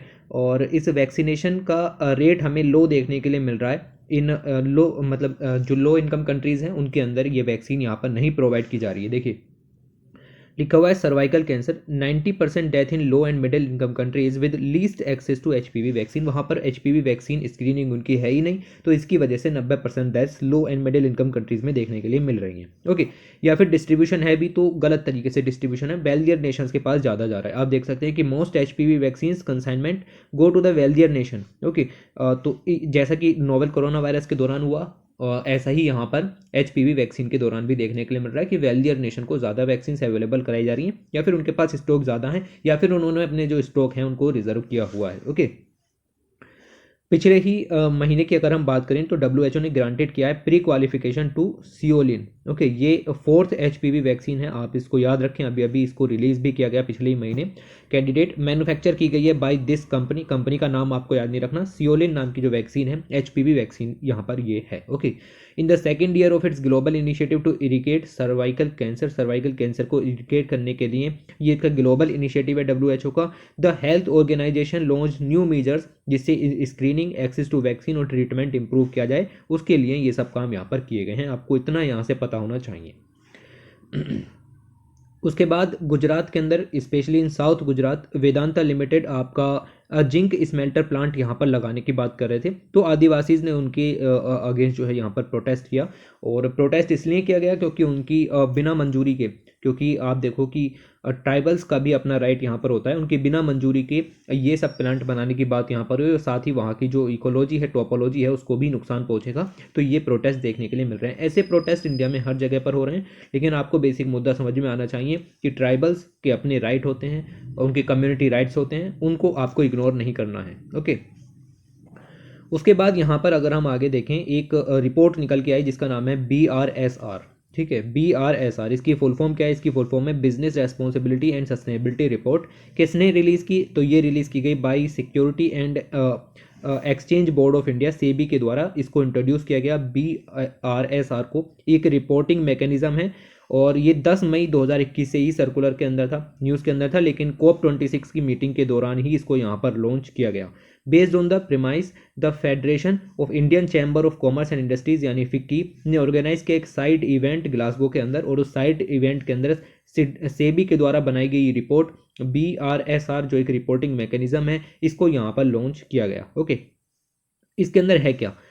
सच डिस्क्लोजर्स यानी BRSR टाइप के disclosures help entities identify risk. तो जितनी भी कंपनीज हैं, इंडस्ट्रीज हैं, उन सभी को रिस्क आइडेंटिफाई करने के लिए हेल्प करेंगी, उनको अपॉर्चुनिटीज़ भी दिलाएंगी, साथ ही साथ possible trajectories for sustainable and inclusive growth के बारे में भी उनको बताएंगी। एक्सपर्ट्स का ये मानना है कि इन डिस्क्लोजर्स के जरिए हेल्प की जा सकती है स्ट्रेथन करने में क्लाइमेट कमिटमेंट पूरी की जा सकती है, और साथ ही साथ डीकार्बोनाइजेशन के जो टारगेट्स हैं उनको बढ़ाया जा सकता है, उनको एक्सेलरेट किया जा सकता है, और ग्रीन इन्वेस्टमेंट को बिजनेसेस के अंदर अट्रैक्ट किया जा सकता है। ओके, तो ये पॉइंट आपको यहाँ से याद होना चाहिए, किसने रिलीज़ की, कहाँ रिलीज़ हुई, क्या इसका मोटिव है, ये सब आपको पता होना चाहिए। Okay, it is a standardise reporting format that will give a baseline to draw comparison between environmental, social and governance goals. Okay, तो एक इंडस्ट्री, एक कंपनी, एक किसी भी सेक्टर के अंदर उसके environmental goals, social goals, economical goals, governance goals सभी को डिफरेंस करने के लिए ये रिपोर्ट काम में आ सकती है। ऑलराइट, इतना आपको पता होना चाहिए था।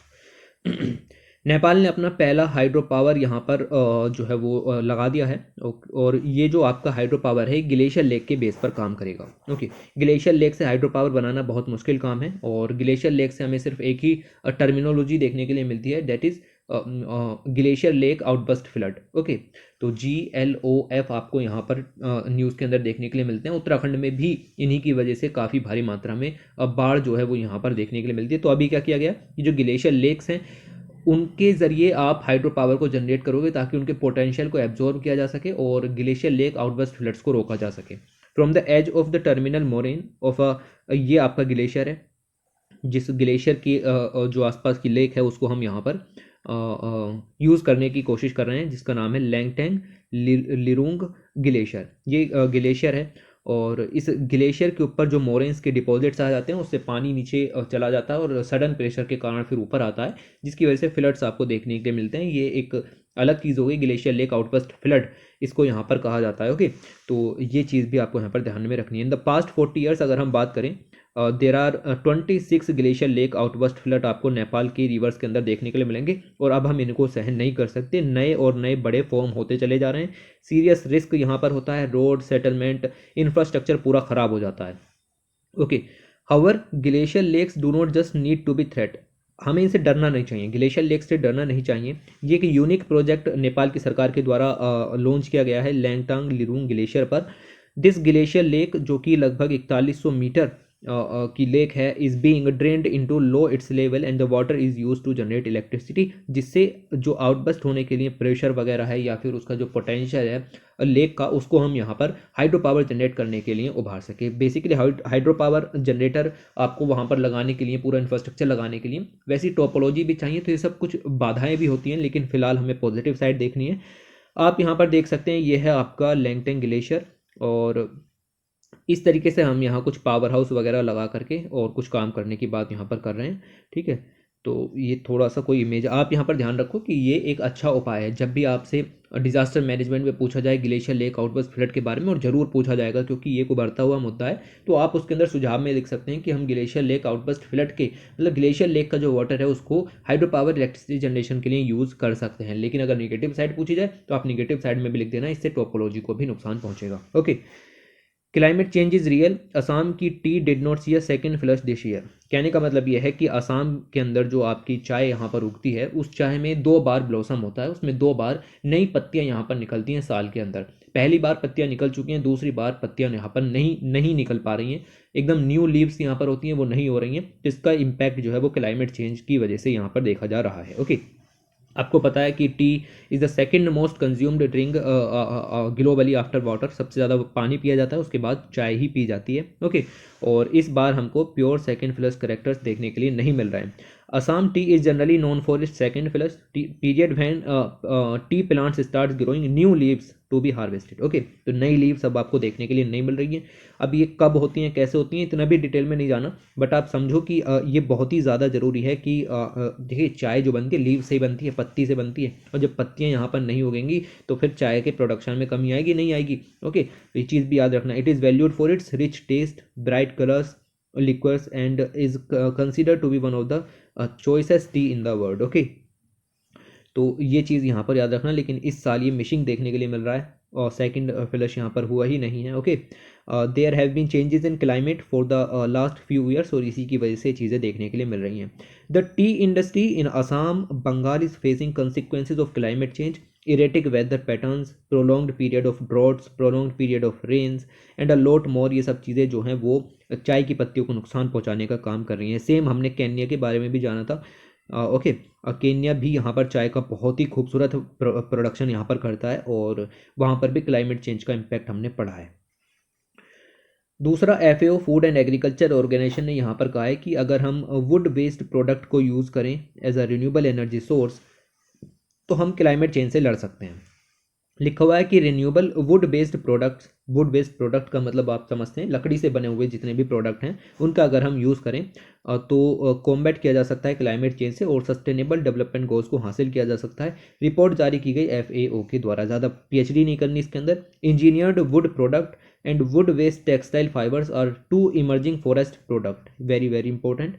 ठीक है, आइडियाज़ आपके पास हज़ारों होने चाहिए, लिखने आपको 4 या 5 ही हैं। Okay, categorise that can provide renewable and sustainable solution for the global crisis. तो हम इंजीनियर्ड वुड प्रोडक्ट्स को यूज़ कर सकते हैं या फिर हम वुड बेस्ड टेक्सटाइल को यहाँ पर यूज़ कर सकते हैं। ये दोनों के दोनों आज के ज़माने में उभरती हुई चीज़ें हैं और as a renewable and sustainable solution to the global warming and climate change हम इसको यूज़ कर सकते हैं। उसके बाद बात करते हैं, वेस्ट अफ्रीका के अंदर अमोनिया के लेवल्स बहुत तेज़ी से बढ़ गए हैं और इसका कारण बताया जा रहा है बायोमास की बर्निंग के कारण। ओके, ट्रेंड्स देखने के लिए मिल रहे हैं over Nigeria and south coast. Okay, इन सब जगहों पर आपको ये चीज़ें देखने के लिए मिल रही हैं। अमोनिया के कंसनट्रेशन जो है वो एयर के अंदर इंक्रीज़ हुआ है। अगर हम 2008 से 2018 का डाटा देखें वेस्ट अफ्रीका का, और साथ ही साथ लेक विक्टोरिया के रीजन का भी इलाका अगर हम देखें, ये सब स्टडी नासा के द्वारा की गई। इन्होंने बताया कि अमोनिया के लेवल में राइज इस चीज़ से लिंक है कि बायोमास की बर्निंग वहाँ पर जो हो रही है, साथ ही साथ एग्रीकल्चर प्रैक्टिसेस ज़्यादा से ज़्यादा वहाँ पर की जा रही हैं, जिसकी वजह से अमोनिया के लेवल वातावरण में यहाँ पर बढ़ गए हैं। लाइक स्मॉल स्केल एग्रीकल्चर की बात कर सकते हैं, स्मॉल स्केल एग्रीकल्चर हो गया, स्मॉल फार्म एग्रीकल्चर फायर्स यहाँ पर हो गया। ओके, इन सभी के कारण जो अमोनिया के लेवल हैं वो एटमॉस्फेयर के अंदर यहाँ पर बढ़ रहे हैं। साथ ही ये भी बताया गया कि कार्बन मोनोऑक्साइड के लेवल भी यहाँ पर बढ़ रहे हैं because of this problem only. Okay, biomass burning की वजह से ही ये सब काम भी यहाँ पर हो रहा है। Ammonia in the atmosphere increase by 6% annually across Nigeria. Okay, तो डिटेल में नहीं जाना, याद नहीं रखना इस चीज़ को। याद तो आपको देखो इनमें से कोई भी पॉइंट ऐसा सुटेबल नहीं है कि याद रखें। कुछ फैक्ट हैं कि भाई BRSR रिपोर्ट है, किसके द्वारा जारी की गई, सेबी के द्वारा। ऐसे कुछ फैक्ट वाले जो पॉइंट हैं डायरेक्ट एक एक जो आपके पॉइंट पूरे पूरे निकलते हैं, 1 लाइन के क्वेश्चंस, ये आपको पता होने चाहिए। बाकी ऐसा सब डाटा याद नहीं रखना, बस समझना है कि हाँ अमोनिया के लेवल भी बढ़ रहे हैं। Okay, in lake Victoria basin अगर हम बात करें तो expansion of agriculture area, fertiliser use led to increase in ammonia concentration. तो अमोनिया का कंसनट्रेशन भी इस तरीके से बढ़ रहा है क्योंकि एग्रीकल्चर एरिया लगातार बढ़ रहा है। उसके बाद बात करें तो एक माजुली रिवर आइलैंड है जो कि दुनिया का सबसे बड़ा रिवर आइलैंड आपको देखने के लिए मिल जाएगा। यहाँ पर लोगों ने एम्बैंकमेंट्स तैयार करे हैं ताकि इरोजन को रोका जा सके।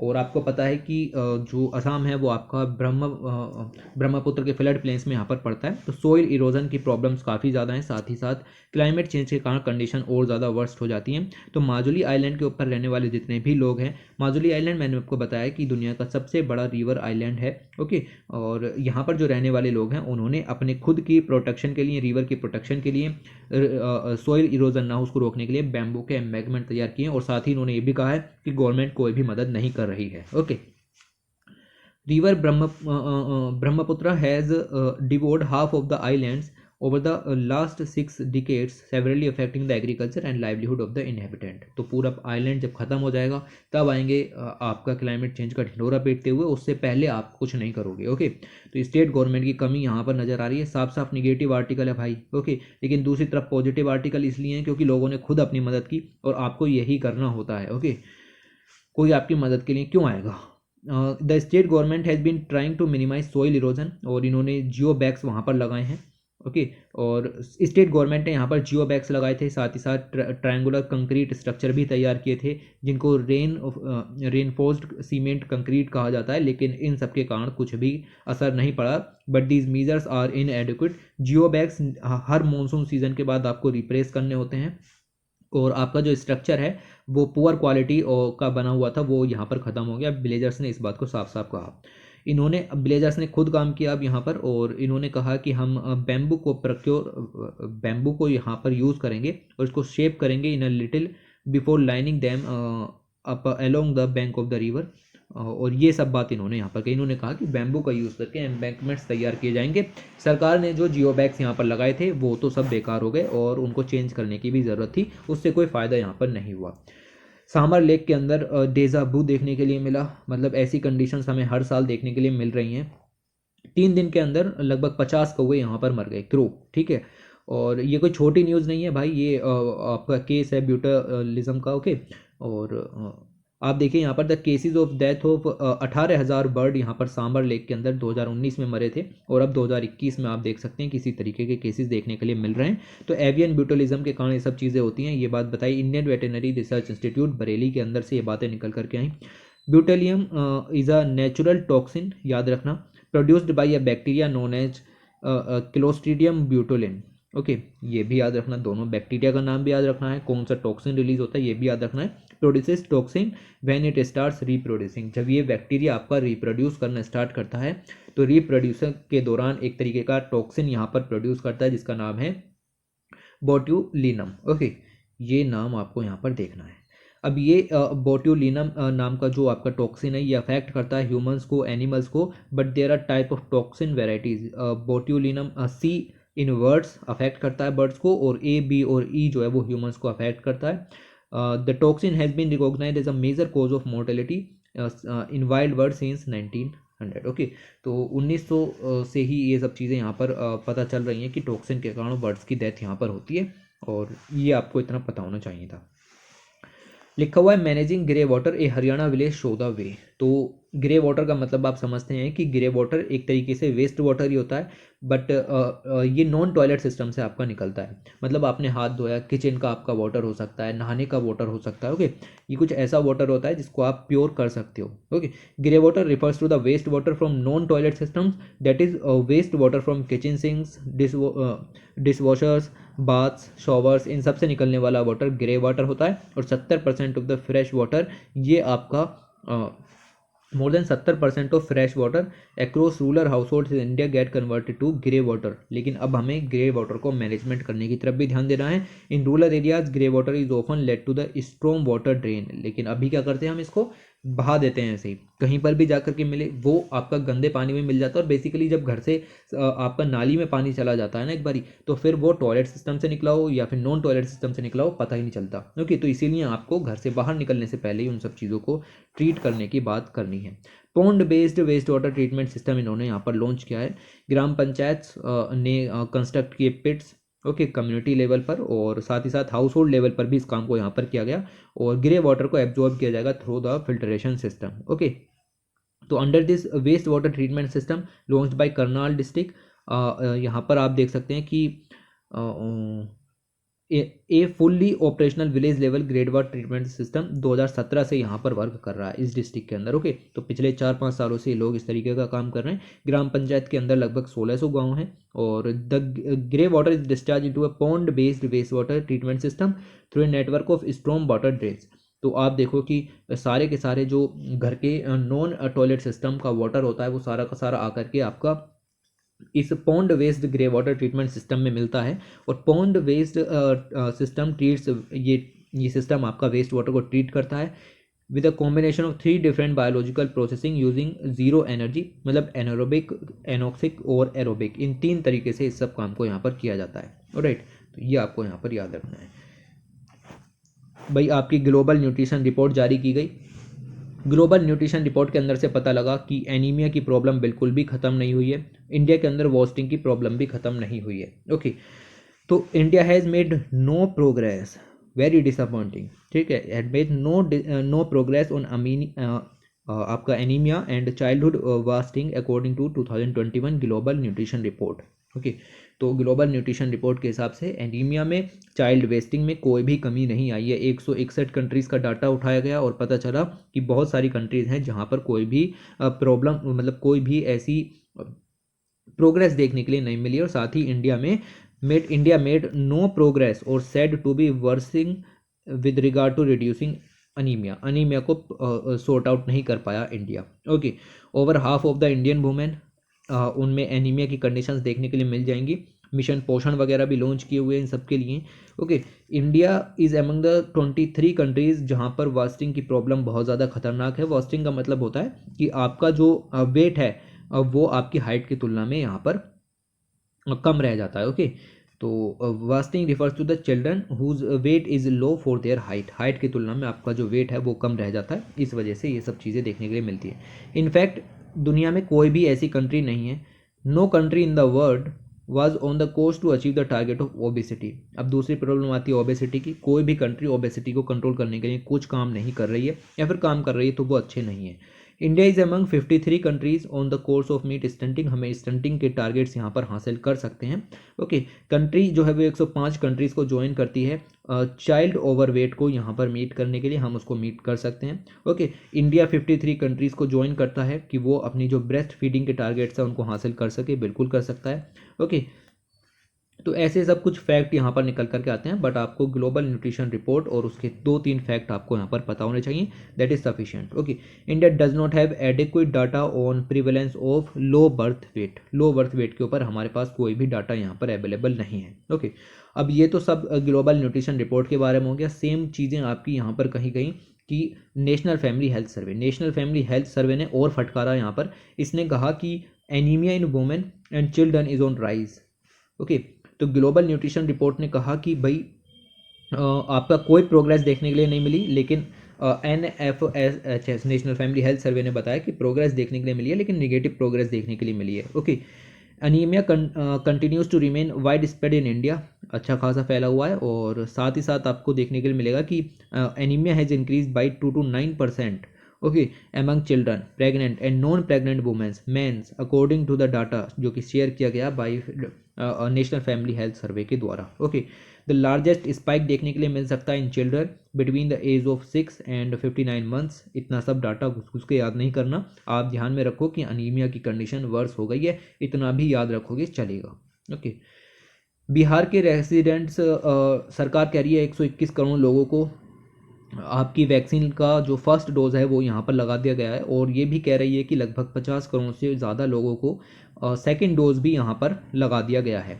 लेकिन किस तरीके से लगाया है ये यहाँ पर दिया गया है कि बिहार के कुछ रेसिडेंट्स ऐसे हैं गेटिंग कोविड-19 सेकेंड डोज, उनको कोविड-19 की सेकेंड डोज भी लगा दी गई है मंथ्स आफ्टर दे डेथ। उनकी मृत्यु भी हो गई, वो मर भी गए, उसके बाद उनके मोबाइल पर, उनके प्लेटफॉर्म पर, उनके घरों पर जा करके वैक्सीन यहाँ पर लगने का संदेश पहुंचा दिया गया। मतलब वैक्सीन उनको लगा दी गई और उसका डाटा भी वहाँ पर चढ़ा दिया गया। जब लोगों को पता चला कि भाई वो तो मर चुका है, तब ये बातें सामने निकल करके आई हैं। ओके, ज़्यादा इंपॉर्टेंट नहीं है, बट समझो गवर्नमेंट किस तरीके से वर्क हो रहा है। ओके, WHO ने यहाँ पर देखा 2021 में पोलियो वायरस के सिर्फ 2 ही केसेस सामने आए। WHO पूरी दुनिया से पोलियो को यहाँ पर ख़त्म करने की कोशिश कर रहा है और लगभग टारगेट पूरा होने ही वाला है। आप देख सकते हो 2021 में 2 ही केसेस देखने के लिए मिले हैं, एक पाकिस्तान से, एक अफगानिस्तान से। ओके, तो जस्ट इतना याद रखो। और these are the only 2 countries where the disease is endemic. Okay, यहीं पर ही बच रही है बस डिजीज़, बाकी सभी देशों से लगभग पोलियो को ख़त्म कर दिया गया है। ओके, उसके बाद अगर हम आगे बात करें तो यहाँ पर एक बहुत ही इंपॉर्टेंट खबर निकल के आई।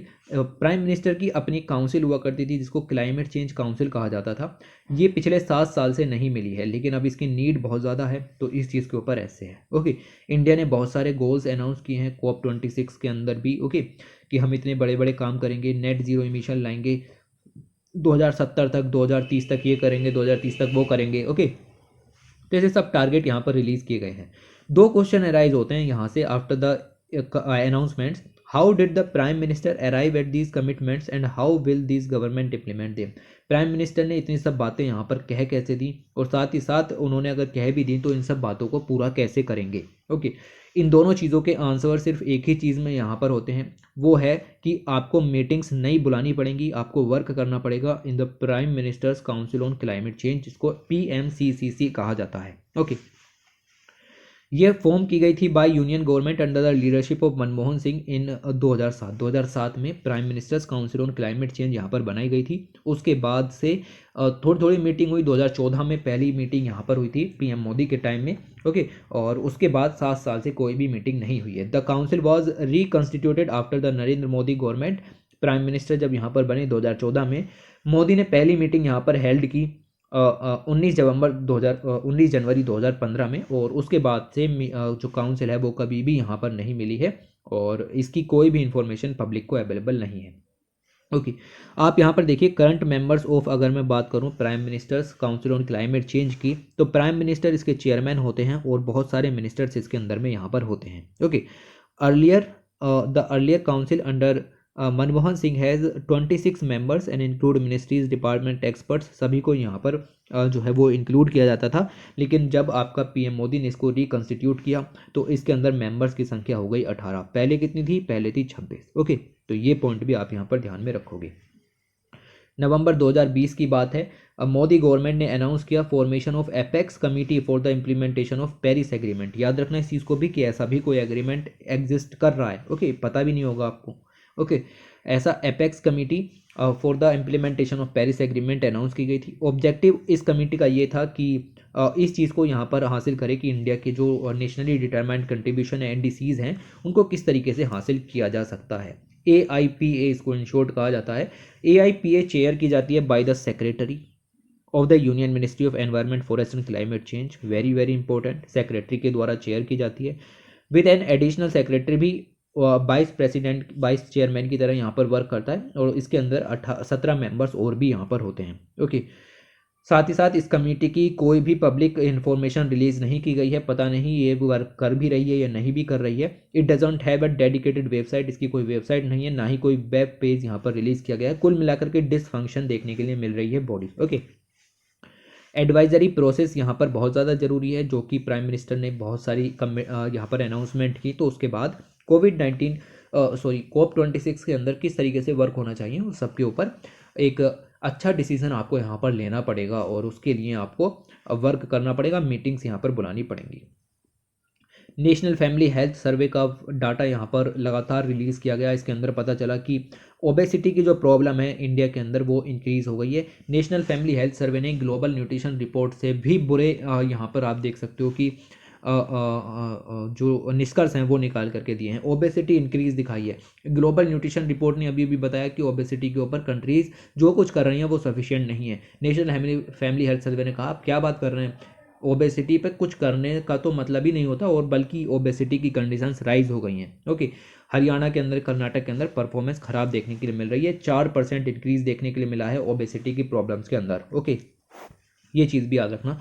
एक होती है body mass index. Body mass index के हिसाब से आप ओबेसिटी और आप ओवरवेट इन सब चीज़ों को डिफाइन करते हो। तो ओबेसिटी का जो बॉडी मास इंडेक्स होता है वो आपका 25 किलोग्राम या फिर उससे ज़्यादा होता है। Okay, body mass per square metre of body height. Okay, per square metre of body height की तुलना में आपका मास अगर 25 किलोग्राम से ज़्यादा है तब आपको ओबेसिटी की प्रॉब्लम कही जाती है। तो ये सब चीज़ें राइज देखने के लिए मिली हैं इन बोथ मैन में भी और वुमेन में भी इन लास्ट 5 ईयर्स। ओके, तो अब आपको मैगजीन्स के अंदर जो गवर्नमेंट की तरफ से मैगजीन्स मिलती है उनके अंदर नेशनल फैमिली हेल्थ सर्वे का डाटा नहीं मिलेगा, वहाँ आपको ग्लोबल न्यूट्रिशन रिपोर्ट का डाटा मिलेगा। क्यों? क्योंकि वो थोड़ा सा सही लग रहा है इनकी तुलना में। ओके, वरना ये डाटा दिखाएंगे तो फिर धज्जियाँ उड़ जाएंगी। The percentage of women who are overweight and obese is 24%। Okay, तो ये बहुत ही ऐसा डाटा यहाँ पर दिखाया गया है। डाटा आपसे फिर कहूँगा कि रटने की ज़रूरत नहीं है। ओके, बट याद रखो कि लास्ट 5 ईयर्स में ओबेसिटी की प्रॉब्लम्स बढ़ी हैं। ओके, इतना याद रखो, सफिशिएंट है। फिर ये डाटा कितना है, मैन में कितनी बढ़ी है, वुमेन में कितनी बढ़ी है, अर्बन एरियाज़ में the proportion is greater in urban areas में ज़्यादा यहाँ पर ओबेसिटी बढ़ी है। ऑब्वियस सी बात है, लोग उल्टा सीधा वहाँ पर खाना खाते हैं। रूरल एरियाज़ में आपका एक हेल्दी डाइट को फॉलो किया जाता है। Okay, the proportion of obese man was also higher in urban areas. तो ये छोड़ सकते हो। गुजरात और Maharashtra emerge as the best performing. Gujarat और महाराष्ट्र के लोग काफ़ी अच्छा कर रहे हैं फिर भी, लेकिन ओवरऑल अगर हम देखें हरियाणा और कर्नाटक का बिल्कुल भी अच्छा नहीं कर रहे हैं। India has the highest population with household exposure to pulmonary TB. Okay, बात की जा रही है ट्यूबरकुलोसिस की और कहा जा रहा है कि अगर हम 20 कंट्रीज़ का डाटा यहाँ पर उठाएं और उन 20 कंट्रीज़ के अंदर में 38 मिलियन पीपल्स जो रहते हैं उन सभी के डाटा यहाँ पर देखा जाए तो हमें पता चलेगा कि हर एक घर के अंदर एक पर्सन ऐसा है जहाँ पर टीबी के केसेस देखने के लिए मिल रहे हैं। India has the highest population with household exposure to pulmonary TB की प्रॉब्लम्स हाई देखने के लिए मिल रही हैं and there is an increase risk of infection का रिस्क भी काफ़ी ज़्यादा देखने के लिए मिल रहा है। Okay, India account for 30% of total figure. This is very very sad data. Okay, with 11 million population जो है वो आपकी टीबी से एक्सपोज यहाँ पर करती है, उसको टीबी यहाँ पर है। पाकिस्तान में भी कम है, इंडोनेशिया में भी कम है, नाइजीरिया फिलीपींस में भी कम है। इंडिया में 11 मिलियन लोग ऐसे हैं जिनको टीबी की प्रॉब्लम देखने के लिए मिल रही है। ओके, ऐसी कुछ और कंट्रीज़ भी आपको मिल जाएंगी like Angola, China, Bangladesh. Okay, ये सब कंट्रीज़ भी इधर आपकी लिखी हुई हैं। फिर ये एक आपको हेल्थ आर्टिकल देखने के लिए मिलेगा। इसके अंदर आपको बताया गया है about multi system inflammatory syndrome के बारे में। वर्ल्ड हेल्थ ऑर्गेनाइजेशन ने रिलीज़ की हैं अपनी नई guidelines for treating the children, ऐसे बच्चों को ट्रीट करने के लिए जिनके अंदर मल्टी सिस्टम इन्फ्लेमेटरी सिंड्रोम देखने के लिए मिल रहा है after being expose to the novel coronavirus infection. Okay, तो ये चीज़ देखने के लिए मिल रही है। कोर्टिकोस्टेरॉइड्स, ठीक है, ये अलग अलग आप लिख सकते हो, कोर्टिकोस्टेरॉइड्स यहाँ पर इसको कहा जाता है। इसको यूज़ किया जा सकता है चिल्ड्रंस में आपका जो MIS-C है इसको ट्रीटमेंट करने के लिए। MIS-C is a condition where various organs of the body के आपके बहुत सारे ऑर्गन्स होते हैं, वो अफेक्ट हो सकते हैं बाय इन्फ्लेमेशन से वो अफेक्ट हो सकते हैं। पेशेंट डेवलप करता है हार्ट प्रॉब्लम्स, उसके अंदर हार्ट प्रॉब्लम्स देखने के लिए मिल सकती हैं। साथ ही साथ द सेवेरिटी ऑफ विच में determine the line in of treatment in severe cases, treatment को पेस मेकर्स की भी ज़रूरत यहाँ पर पड़ सकती है। ओके, तो कोई खास आर्टिकल नहीं, लेकिन आपको पता होना चाहिए what is corticosteroid, what is MIS-C, क्या इफेक्ट हो सकता है, एक स्लाइड के अंदर सफिशिएंट होता है जानना। उसके बाद नेशनल फैमिली हेल्थ सर्वे का एक और न्यूज़ निकल करके आया। इन्होंने कहा कि no, women do not outnumber man in just yet. बहुत सारे बच्चे कह रहे हैं कि अपना टाइम आ गया है, लड़के कह रहे हैं अपना टाइम आ गया, वगैरह वगैरह चीज़ें। क्यों? क्योंकि वो कह रहे हैं कि जो है वो पहले आप देखो कि जो महिलाओं की संख्या है वो कम होती थी और जो आपके पुरुषों की संख्या ज़्यादा होती थी, लेकिन अभी ये कहा जा रहा है कि देर आर 1020 वुमेन पर 1000 मैन, 1000 आदमियों पर महिलाओं की संख्या 1020 हो गई है। इस बात को कह करके बहुत खुशी मनाई जा रही है पूरी दुनिया के अंदर। ओके, बट ये डाटा बिल्कुल सही नहीं है, ये बात निकल करके आई। ये बहुत बड़ा आर्टिकल था, मैंने इसको थोड़ा सा बहुत छोटा करने की कोशिश की है ताकि ज़्यादा डिटेल में बातें ना की जा सकें। ये 5th एडिशन जो आपका नेशनल फैमिली हेल्थ सर्वे का आया, इसकी वजह से लोग काफ़ी खुश हैं। Such a sex ratio has not been recorded in any of the previous 4 edition. ऐसा कभी भी हमें देखने के लिए नहीं मिला कि वुमेन्स की संख्या यहाँ पर ज़्यादा हो गई हो। तो अभी सरकार इन चीज़ों को प्रमोट करेगी, भाई ऐसा हुआ, नेशनल फैमिली हेल्थ सर्वे ने ये बताया। इस बात को तो कर देंगे, पिछली आपकी जो एनीमिया की प्रॉब्लम्स थी, ओबेसिटी की, उनको नहीं बताएंगे। ओके, बट यहाँ पर जो बहुत सारे आपके नेशनल फैमिली हेल्थ सर्वे को कंडक्ट करने वाले लोग थे या फिर ऑफिसर्स थे, उन लोगों से जब बात की गई उन्होंने बताया कि but demography experts, okay, demography experts का मतलब समझते हैं ना आप, जो लोग जनसंख्या में इस तरीके से उनको जनसंख्या को बेसिकली आप कह सकते हो कि उनके उनके एक्सपर्ट होते हैं, बेसिकली बताते हैं कि हाँ क्या क्या कहाँ पर प्रॉब्लम्स हो सकती हैं जनसंख्या की वजह से। डेमोग्राफी एक्सपर्ट हमें ये बताते हैं कि it is not the time to rejoice yet as the figure do not give an accurate picture of India sex ratio.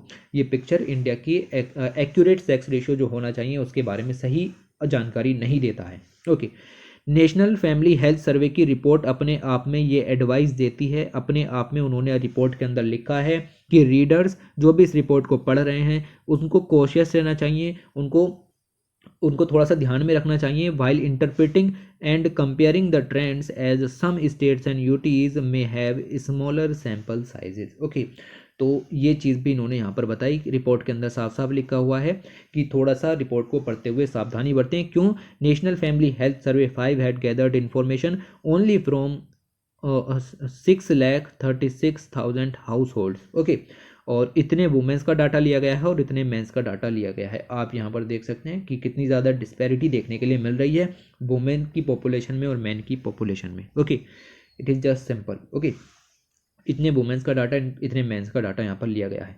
National family health survey counts only certain women who belongs to the specific demographic categories. Basically इन लोगों ने वहाँ का data इकट्ठा कर लिया जहाँ पर वुमेन की पॉपुलेशन पहले से ही ज़्यादा थी। Okay, there is an bias in it, खुद लिखा हुआ है, ये कोई डाउन टू अर्थ वगैरह वालों ने नहीं लिखा, कुछ डेमोग्राफी एक्सपर्ट्स और साथ ही साथ नेशनल फैमिली हेल्थ सर्वे 5 का डाटा अपने आप में ये बातें बताता है। Okay, there is a bias in it. Okay, ये बहुत ही इंपॉर्टेंट चीज़ है।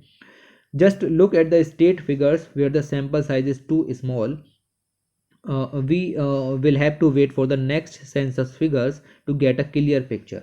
इन लोगों ने बात यहाँ पर कही कि हमें क्लियर पिक्चर के लिए अगले डाटा पर फोकस करना पड़ेगा। अगर 2011 की सेंसस के हिसाब से देखें तो 1000 लोगों पर 1000 आदमियों पर 933 वुमेन यहाँ पर थी। ओके, तो इस आर्टिकल से हमें इतना तो पता चलता है कि भाई अगर हम कहें बेटी बचाओ बेटी पढ़ाओ तो वो नेशनल फैमिली हेल्थ सर्वे के इस डाटा के हिसाब से चीज़ें कुछ सही होती हुई दिखाई दे रही हैं। बट जैसा कि एक्सपर्ट बता रहे हैं कि ये क्लियर पिक्चर नहीं देता है, क्योंकि माइग्रेशन का इफेक्ट भी यहाँ पर देखने के लिए मिला है और कोविड 19 के दौरान ये सब गणना यहाँ पर हुई हैं, और रिवर्स माइग्रेशन की वजह से ये जो इफेक्ट यहाँ पर पड़ा है वो कैसे पड़ा है उसको अभी हम डिस्कस नहीं करने जा रहे हैं। ओके, लेकिन इन लोगों ने आर्टिकल के अंदर लिखा था कि रिवर्स माइग्रेशन की वजह से ही ऐसा हमें डाटा देखने के लिए मिल रहा है। अगर रिवर्स माइग्रेशन ना होता तब हमें एक्चुअल पिक्चर देखने के लिए मिल जाती। तो कोविड-19 के इम्पैक्ट को बताया जा रहा है ऑन डेमोग्राफिक काउंटिंग। ओके, फिलहाल इतना पॉइंट याद रखो और बस खुश रहो इतने में ही। ओके, नीति आयोग ने यहाँ पर अपनी पहली multi dimensional poverty index launch की है, और यहाँ पर पता लगा है कि 1 out of every 2 Bihar house hold वो पुअर हैं, वो गरीब हैं। ओके, तो भैया ये भी बात है आपकी। Okay, 1 out of every 2 Bihar house hold is multi dimensional poor. लगभग 51% हाउस होल्ड ऐसे हैं जो कि आपके मल्टी डायमेंशनली पुअर है। मल्टी डायमेंशनली पुअर होने का मतलब ये है कि हेल्थ में, एजुकेशन में, लिविंग स्टैंडर्ड में, किसी भी सेक्टर में मल्टी डायमेंशन मतलब हर डायमेंशन में गरीब ही हैं। ओके, ये रिपोर्ट इंडिया की पहली मल्टी डायमेंशनल पॉवर्टी इंडेक्स है जो कि रिलीज़ की गई नीति आयोग के द्वारा।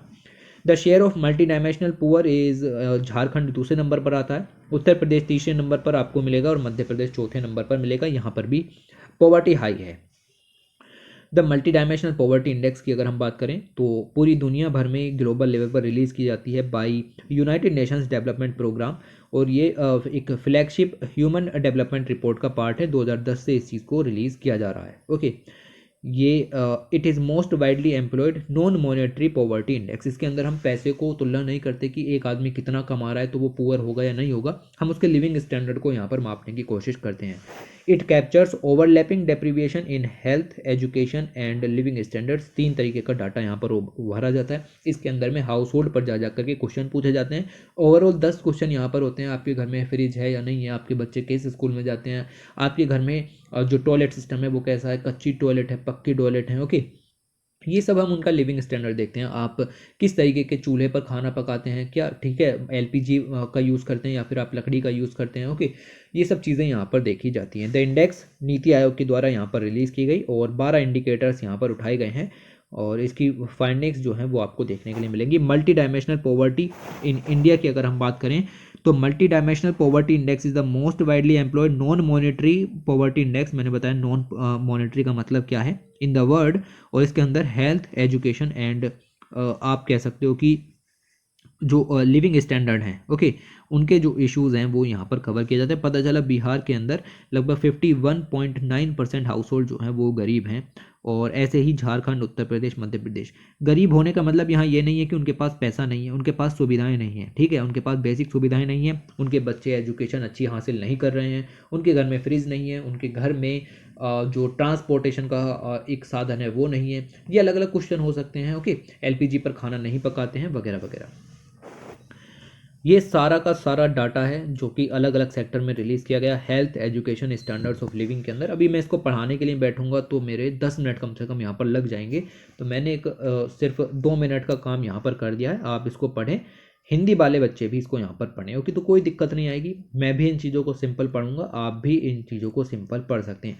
अब देखो, जैसे यहाँ पर लिखा हुआ है कि कम से कम 14% घर ऐसे हैं जहाँ पर पेयजल की पहुँच नहीं है, तो लिविंग स्टैंडर्ड कहाँ से अच्छा होगा। ओके, सुरक्षित पेयजल पाने के लिए 30 मिनट से अधिक की पैदल दूरी चलनी पड़ती है। तो क्या मॉनेटरी टूल है? नहीं, ये मॉनेटरी नहीं है। ये हम जानने की कोशिश कर रहे हैं कि उनमें और कैसी कैसी परेशानियाँ होती हैं। पैसा तो पैसा हो गया, लेकिन आप समझो कि अगर आपके पास पैसा भी है तो पानी लेने के लिए आपको 30 मिनट से ज़्यादा का सफ़र करना पड़ रहा है। ये अच्छी बात नहीं है। पढ़िएगा इन सभी को, आपको कुछ ना कुछ जानने के लिए मिलेगा। ओके, यहाँ पर आपका आ जाता है endemic Western Ghats flycatchers could lose third of their range due to climate change. Climate change के कारण जो आपके वेस्टर्न घाट फ्लाई कैचर्स हैं उनकी जो पॉपुलेशन है 1/3 से कम होती हुई दिख रही है। याद रखिएगा, black and orange fly catcher भी इनको कहते हैं, और साथ ही साथ एक दूसरी और प्रजाति इसका नाम है नीलगिरी फ्लाई कैचर। इन दोनों की दोनों स्पीसीज के बारे में याद रखिएगा कि ये वेस्टर्न घाट पर एंडेमिक हैं, सिर्फ वेस्टर्न घाट में पाई जाती हैं। इस तरीके के क्वेश्चन देखने के लिए मिले हैं कि which of the following species is endemic to Western Ghats. Okay, या फिर आपसे हिमालय के बारे में पूछते हैं, नॉर्थ ईस्ट के बारे में पूछते हैं, ईस्टर्न घाट के बारे में पूछ सकते हैं।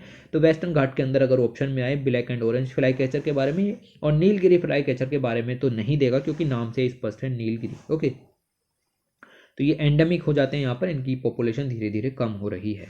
Extreme weather over 5 million hectare crop यहाँ पर ख़त्म हो गई है due to rain in 2021। Over 5 million hectare of agriculture land affect हुई है during to the heavy rains. Okay, तो बहुत भारी बारिश यहाँ पर हुई 2021 के अंदर।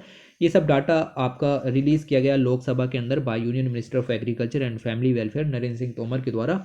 इन्होंने कहा कि 5 मिलियन से ज़्यादा की ज़मीन को नुकसान पहुँचा है। ओके, साथ ही इन्होंने ये भी बताया कि 50 लाख हेक्टेयर का एरिया 50 लाख हेक्टेयर का एरिया आपका cyclonic storm, flash floods, landslides, cloud burst, इन सभी के कारण अफेक्ट हुआ है। ओके, और 20 स्टेट्स इससे अफेक्ट यहाँ पर हुए हैं। कर्नाटक सबसे ज़्यादा यहाँ पर हिट हुआ है और कर्नाटक के अंदर 1.4 मिलियन हेक्टेयर लैंड है जहाँ पर क्रॉप लॉस देखने के लिए मिला है। इसके अलावा राजस्थान के अंदर भी भारी नुकसान देखने के लिए मिला। वेस्ट बंगाल, बिहार, महाराष्ट्र के अंदर भी इसी तरीके का नुकसान देखने के लिए मिला है। ओके, तो ये हो गई आपकी यहाँ पर पूरी कंप्लीट। टोटल 80 स्लाइडें कवर की गई हैं। थोड़े से डाटा का और सिंथेसाइज किया है, आप देख सकते हैं। पहले 2 घंटे की वीडियो बनी थी, लेकिन इस बार की जो वीडियो है वो लगभग आपकी 1 घंटा 40 मिनट की रही। मैंने इसको और सिंथेसाइज करने का कोशिश किया। ओके, सिंथेसाइज करने से मतलब है कि 2-1 जो ऐसी और न्यूज़ थी जो कि और बिल्कुल ख़त्म थी, ठीक है, जिनको हम दूसरी न्यूज़ के अंदर कवर कर चुके हैं या फिर कवर कर सकते हैं, या फिर ज़्यादा इंपॉर्टेंट नहीं है या फिर बिल्कुल भी इंपॉर्टेंट नहीं है, उनको भी थोड़ा सा मैंने इग्नोर किया है, सिंथेसाइज करने की कोशिश की है। ओके, तो ये सब आप यहाँ पर देखो और प्लीज़ कमेंट करो, शेयर करो यार इसको, ठीक है, इसको शेयर करो। बिना शेयर करे इसका कोई भी फ़ायदा यहाँ पर नहीं होने वाला। ओके, तो चलिए फिर वीडियो को मैं फ़िलहाल रोकता हूँ और ये आपकी पूरी हो गई है। अगले महीने की भी ज़रूर आएगी और यहाँ तक पहुँचे हैं तो बहुत अच्छी बात है, बहुत खूबसूरत बात है। ओके, तो चलिए, thanks for watching, take care.